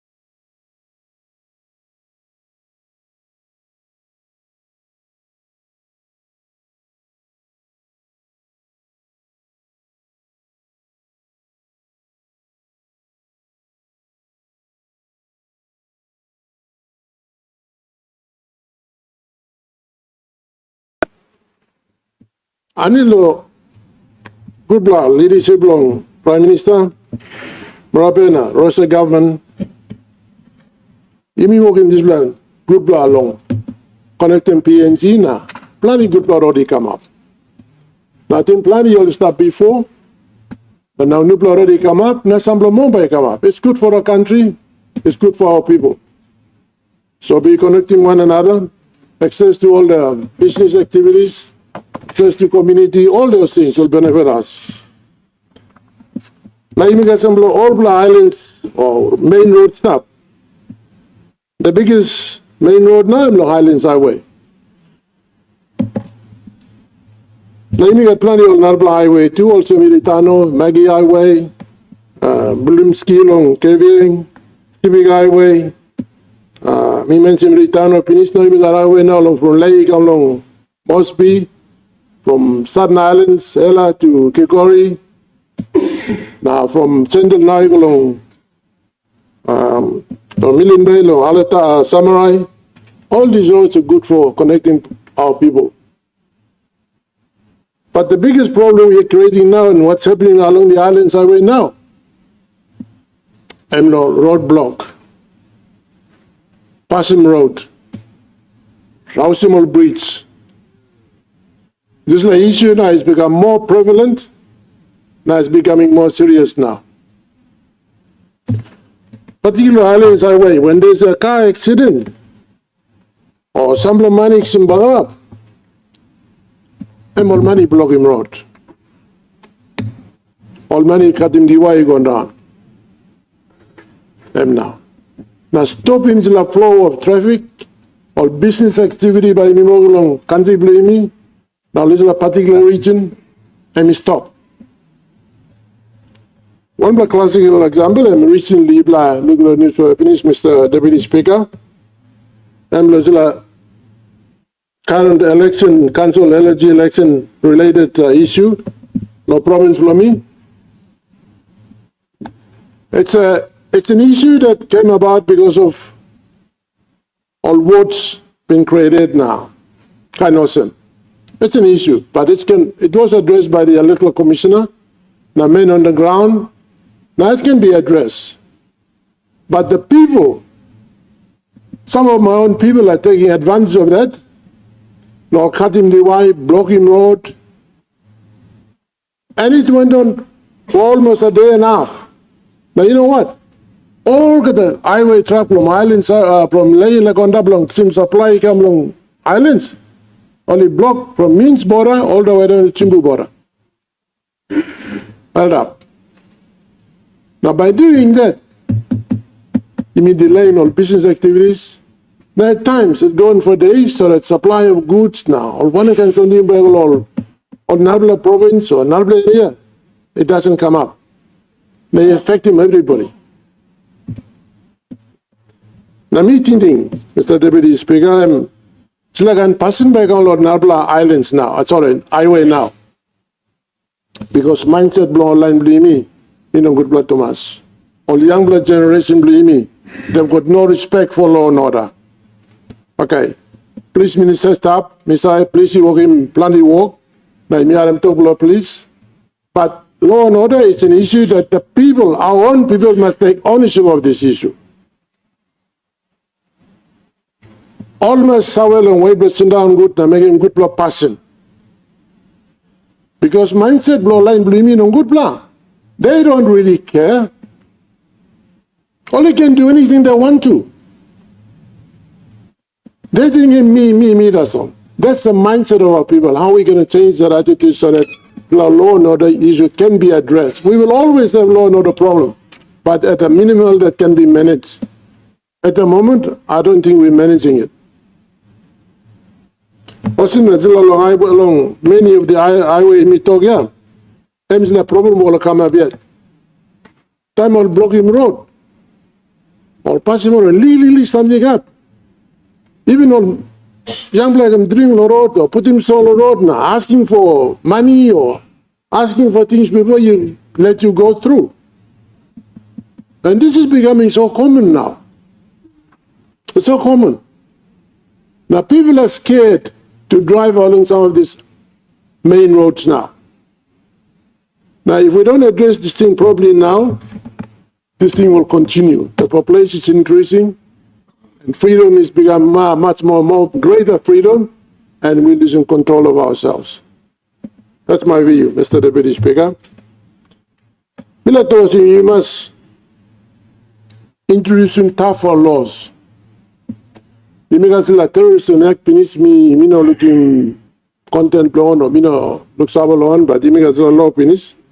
So you must introduce some kind of law, specifically law management highways.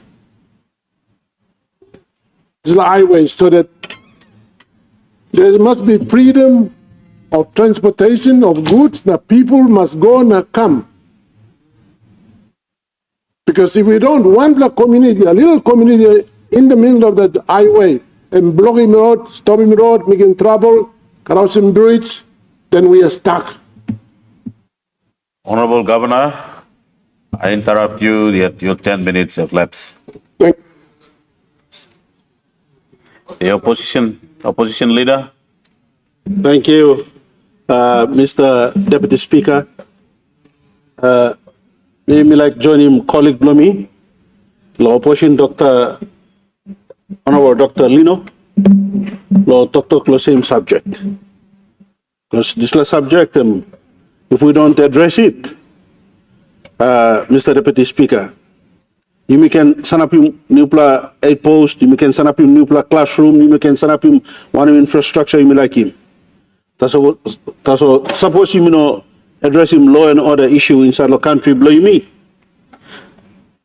Very recently, as the taso, me looking inside the social media, Mr. Speaker, Lutheran Health Services losing one house sick. Now, this house sick, I mean, stop time, some leaders stop inside here, all been work law health department. Now, it's been serving the people of that part of our country for more than 50 years. And just yesterday it was touched. Now, me sorry, awesome. Our people blame me now. I don't respect him house sick anymore. I don't respect him government institutes anymore. I don't respect him this school where our picnic blow by go kiss him savile.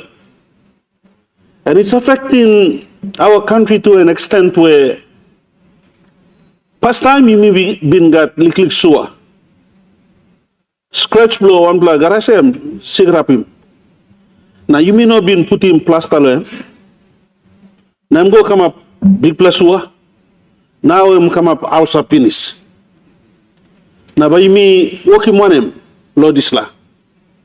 Do we allow that outside to go beyond its control that we have to amputate? This is a leg or hand blow man. And we've come to a stage where, Mr. Speaker, as I stand here to speak on law and order, me warriors, you me some leaders too. Time you go to districts blame me. You got how much land cruiser Saraplo backside or how much dinghies run one time you mean our police must be enemy me go look law people blame me. Now me sorry awesome. Walk blow policeman. Blow keep safety blow all citizens blame me. Now come up escort blame me.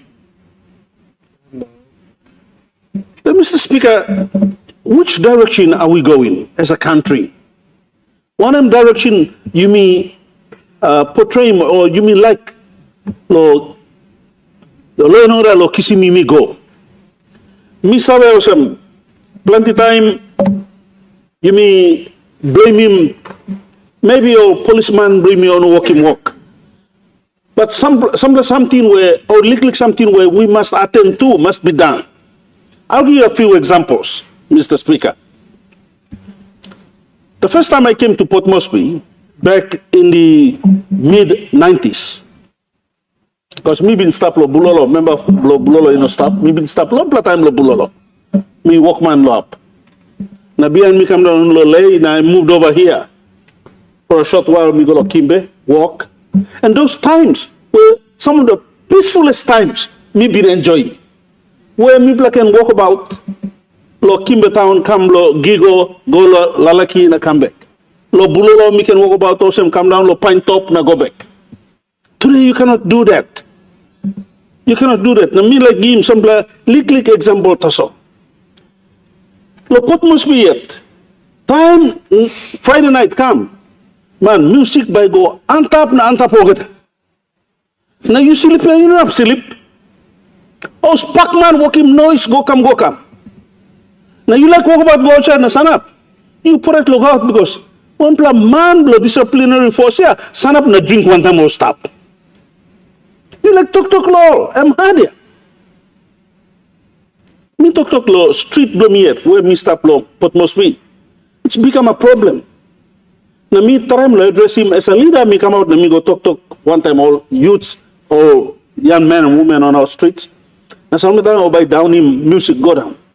But if we cannot take control of little things that are manageable, how do we expect to manage bigger things? Inside the education system blame me. Sorry, I have to say this. So some people blame me. Where you may be in school earlier in the 70s. Aya kanda sa burki mas blame me. Tete, or sumatin inside the school. Have no discipline, give more discipline.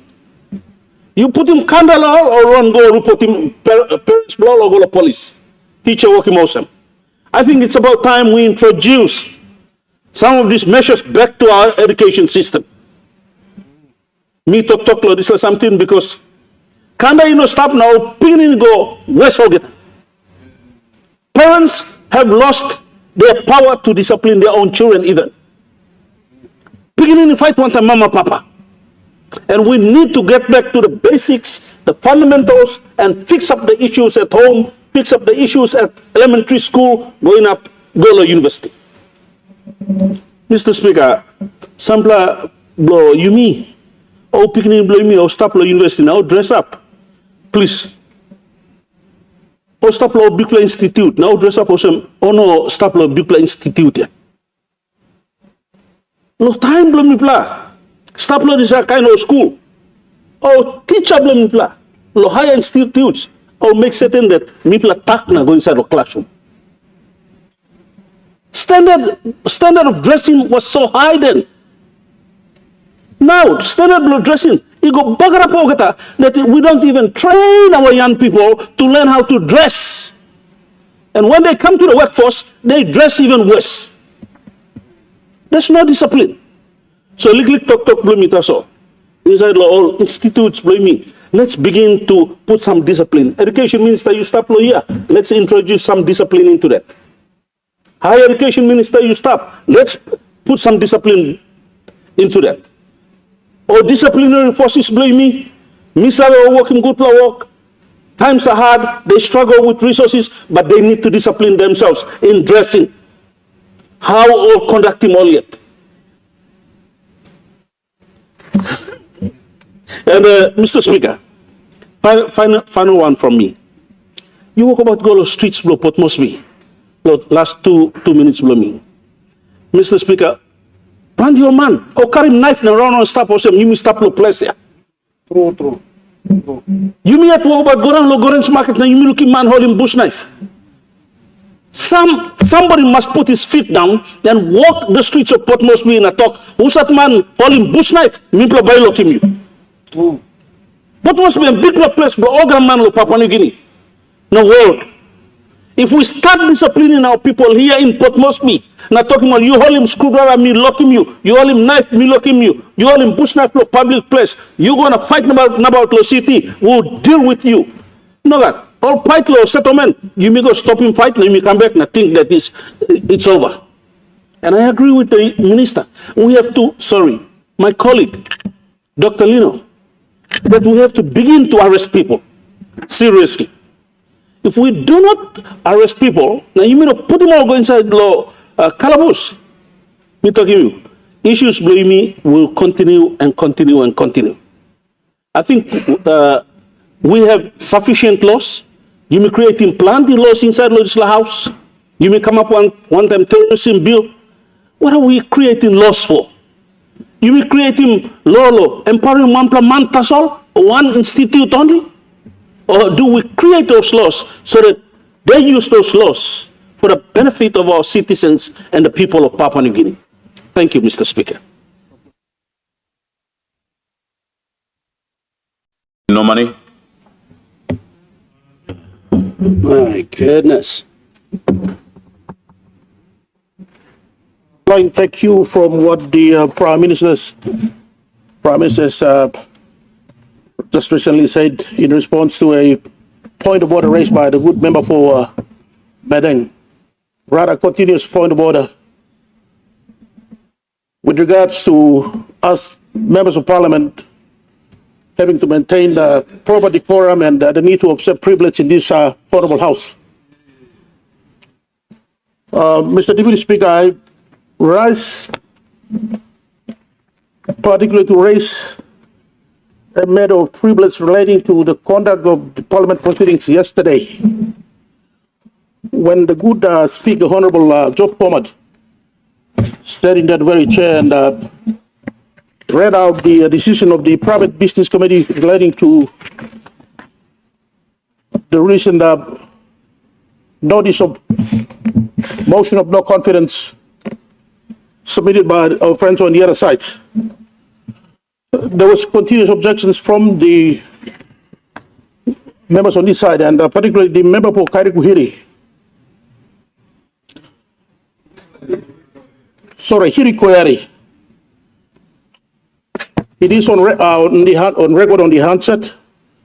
He made cutting attack against the Honorable Speaker, alleging that he has accepted inducement or his decision not to entertain the motion of no confidence was influenced by considerations other than having to consider the motions or whether or not it is of a parochial nature or it is in a national interest. And Mr. Deputy Speaker, there is provisions under Order 97 of the Standing Orders that allows for a member of Parliament, like in this case, to raise a matter of privilege to you as the Speaker sitting on the chair, for the Honorable Kiridu to be referred to the Privilege Committee of Parliament as to whether or not what he said yesterday is within the protection allowed by us members as Honorable member, we have a point of order. Speaker, Honorable member. the good member for Carmen Omane is referring to an exchange between myself and the chair in relation to statements made by the chair. So in alluding to it, I made reference to certain possibilities.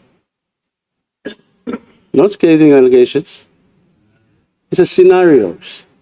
Now, if you would address his mind to the context, then the good member will appreciate where I was coming from. Honorable member, I think the honorable member for Karamu is making a statement, and on the grievance debate on his statement, I would allow him to complete his statement. Thank you, Mr. Deputy Speaker. Perhaps for the record and for the convenience of the good members here, I think I read the relevant provisions of the standing orders, so you'd appreciate where I'm coming from. And it states, a member may rise at any time to speak upon a matter of privilege suddenly arising, and may on that occasion request the Speaker to refer the breach of privilege to which he complains to the Committee of Privilege. And this is exactly my point. I am raising that what the good member for Kairikuhiri said yesterday, Hiri Koyari said yesterday, is a breach of privilege, and it is within your power as the Speaker to refer it to the Privilege Committee. As to whether or not that breaches the Privilege Committee, it's a matter for the Privilege Committee to decide. Thank you. Thank you, Mr. Speaker.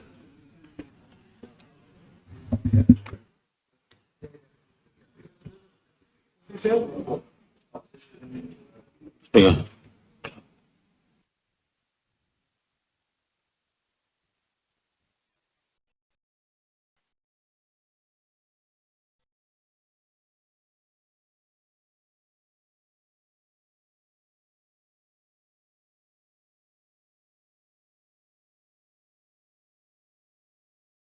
Honorable members, please resume your seat. I overheard from here to the honorable member for Karami Nomani is that the statement is to ask the chair that these honorable members named on to be referred to the Parliamentary Privilege Committee. Would that be correct? Mr. Speaker. There be seconder, if there be a seconder to this?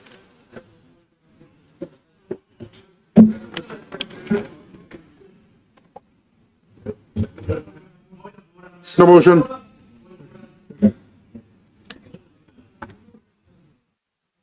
Honorable member for Goroka, you seconded the motion. The honorable member for Suave, what's your point of order? Deputy Speaker, this is grievance debate. He's raised the grievance. He didn't even move that motion. And now you're trying to entertain it. Create a motion. We had a motion out of thin air. Come on. Honorable member for Suave, like I've said, it is from the member. I heard from him that he's asking the chair to move that the member be referred, and that's what I heard from what he said. So he already moved on that, and I've asked for seconder, and we have a seconder to this.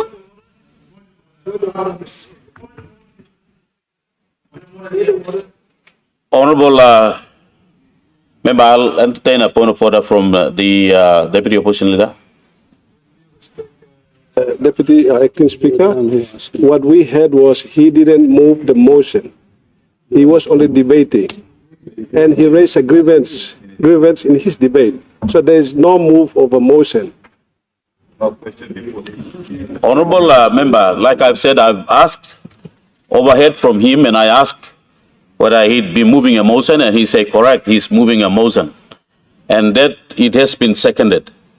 Therefore, I'll be asking the House a question, and if there be division on this, it's something on the House to decide on. Honorable members, the question is that the motion be agreed to. Those in favor say aye. Those against say no.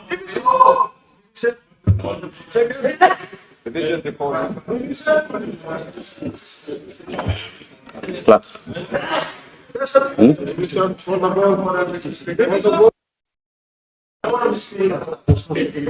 There be a seconder to the division. Honorable members, I think there's a division. There's a division on the vote, so I will ask the House to vote. Clerk, ring the bell.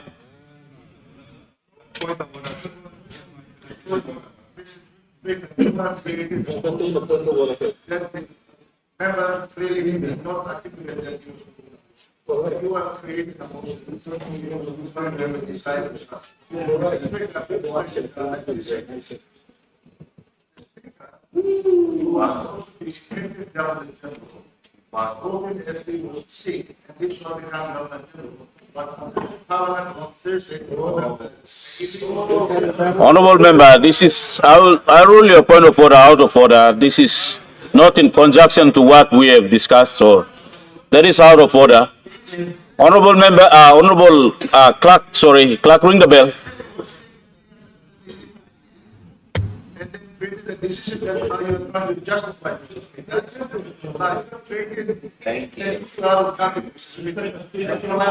Honorable member, I've already ruled the point of order out of order, and I've already ruled that there's a division and second, and now the bell is ringing.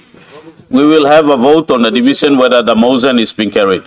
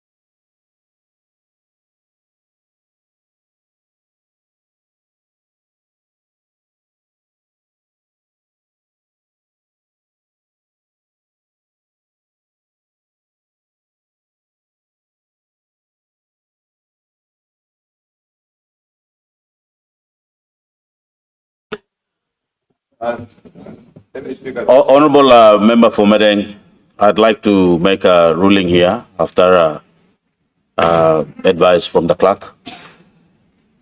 I'd like to make it clear that I've now received advice that the motion raised by the honorable member for Karamui nominee is requesting to make a motion, and that clerk, maybe can I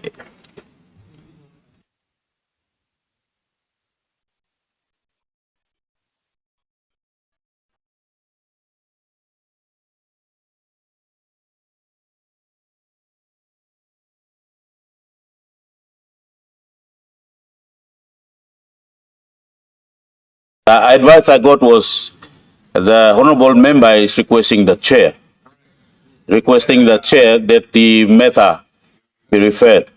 Therefore, the speaker will make a ruling on this in the next sitting day. Therefore, in correction on this, I rule that the vote on the motion earlier will not be entertained. Thank you. Leader of Government Business. Mr. Speaker, I ask leave of Parliament to move a motion without notice. The question is that the motion be agreed to. Those in favor say aye. Those against say no. Ayes have it. Honorable Leader of Government Business. Mr. Deputy Speaker, I move that the leave of absence be granted to Mr. John Rosso, Deputy Prime Minister, Lands, Immigration, Mr. Justin Chechenko, Minister for Foreign Affairs, for the duration of this meeting due to travel overseas. The question is that the motion be agreed to. Those in favor say aye. Those against say no. Ayes have it. Leader of Government Business. Mr. Assistant Speaker, I ask leave of Parliament to move a motion without notice.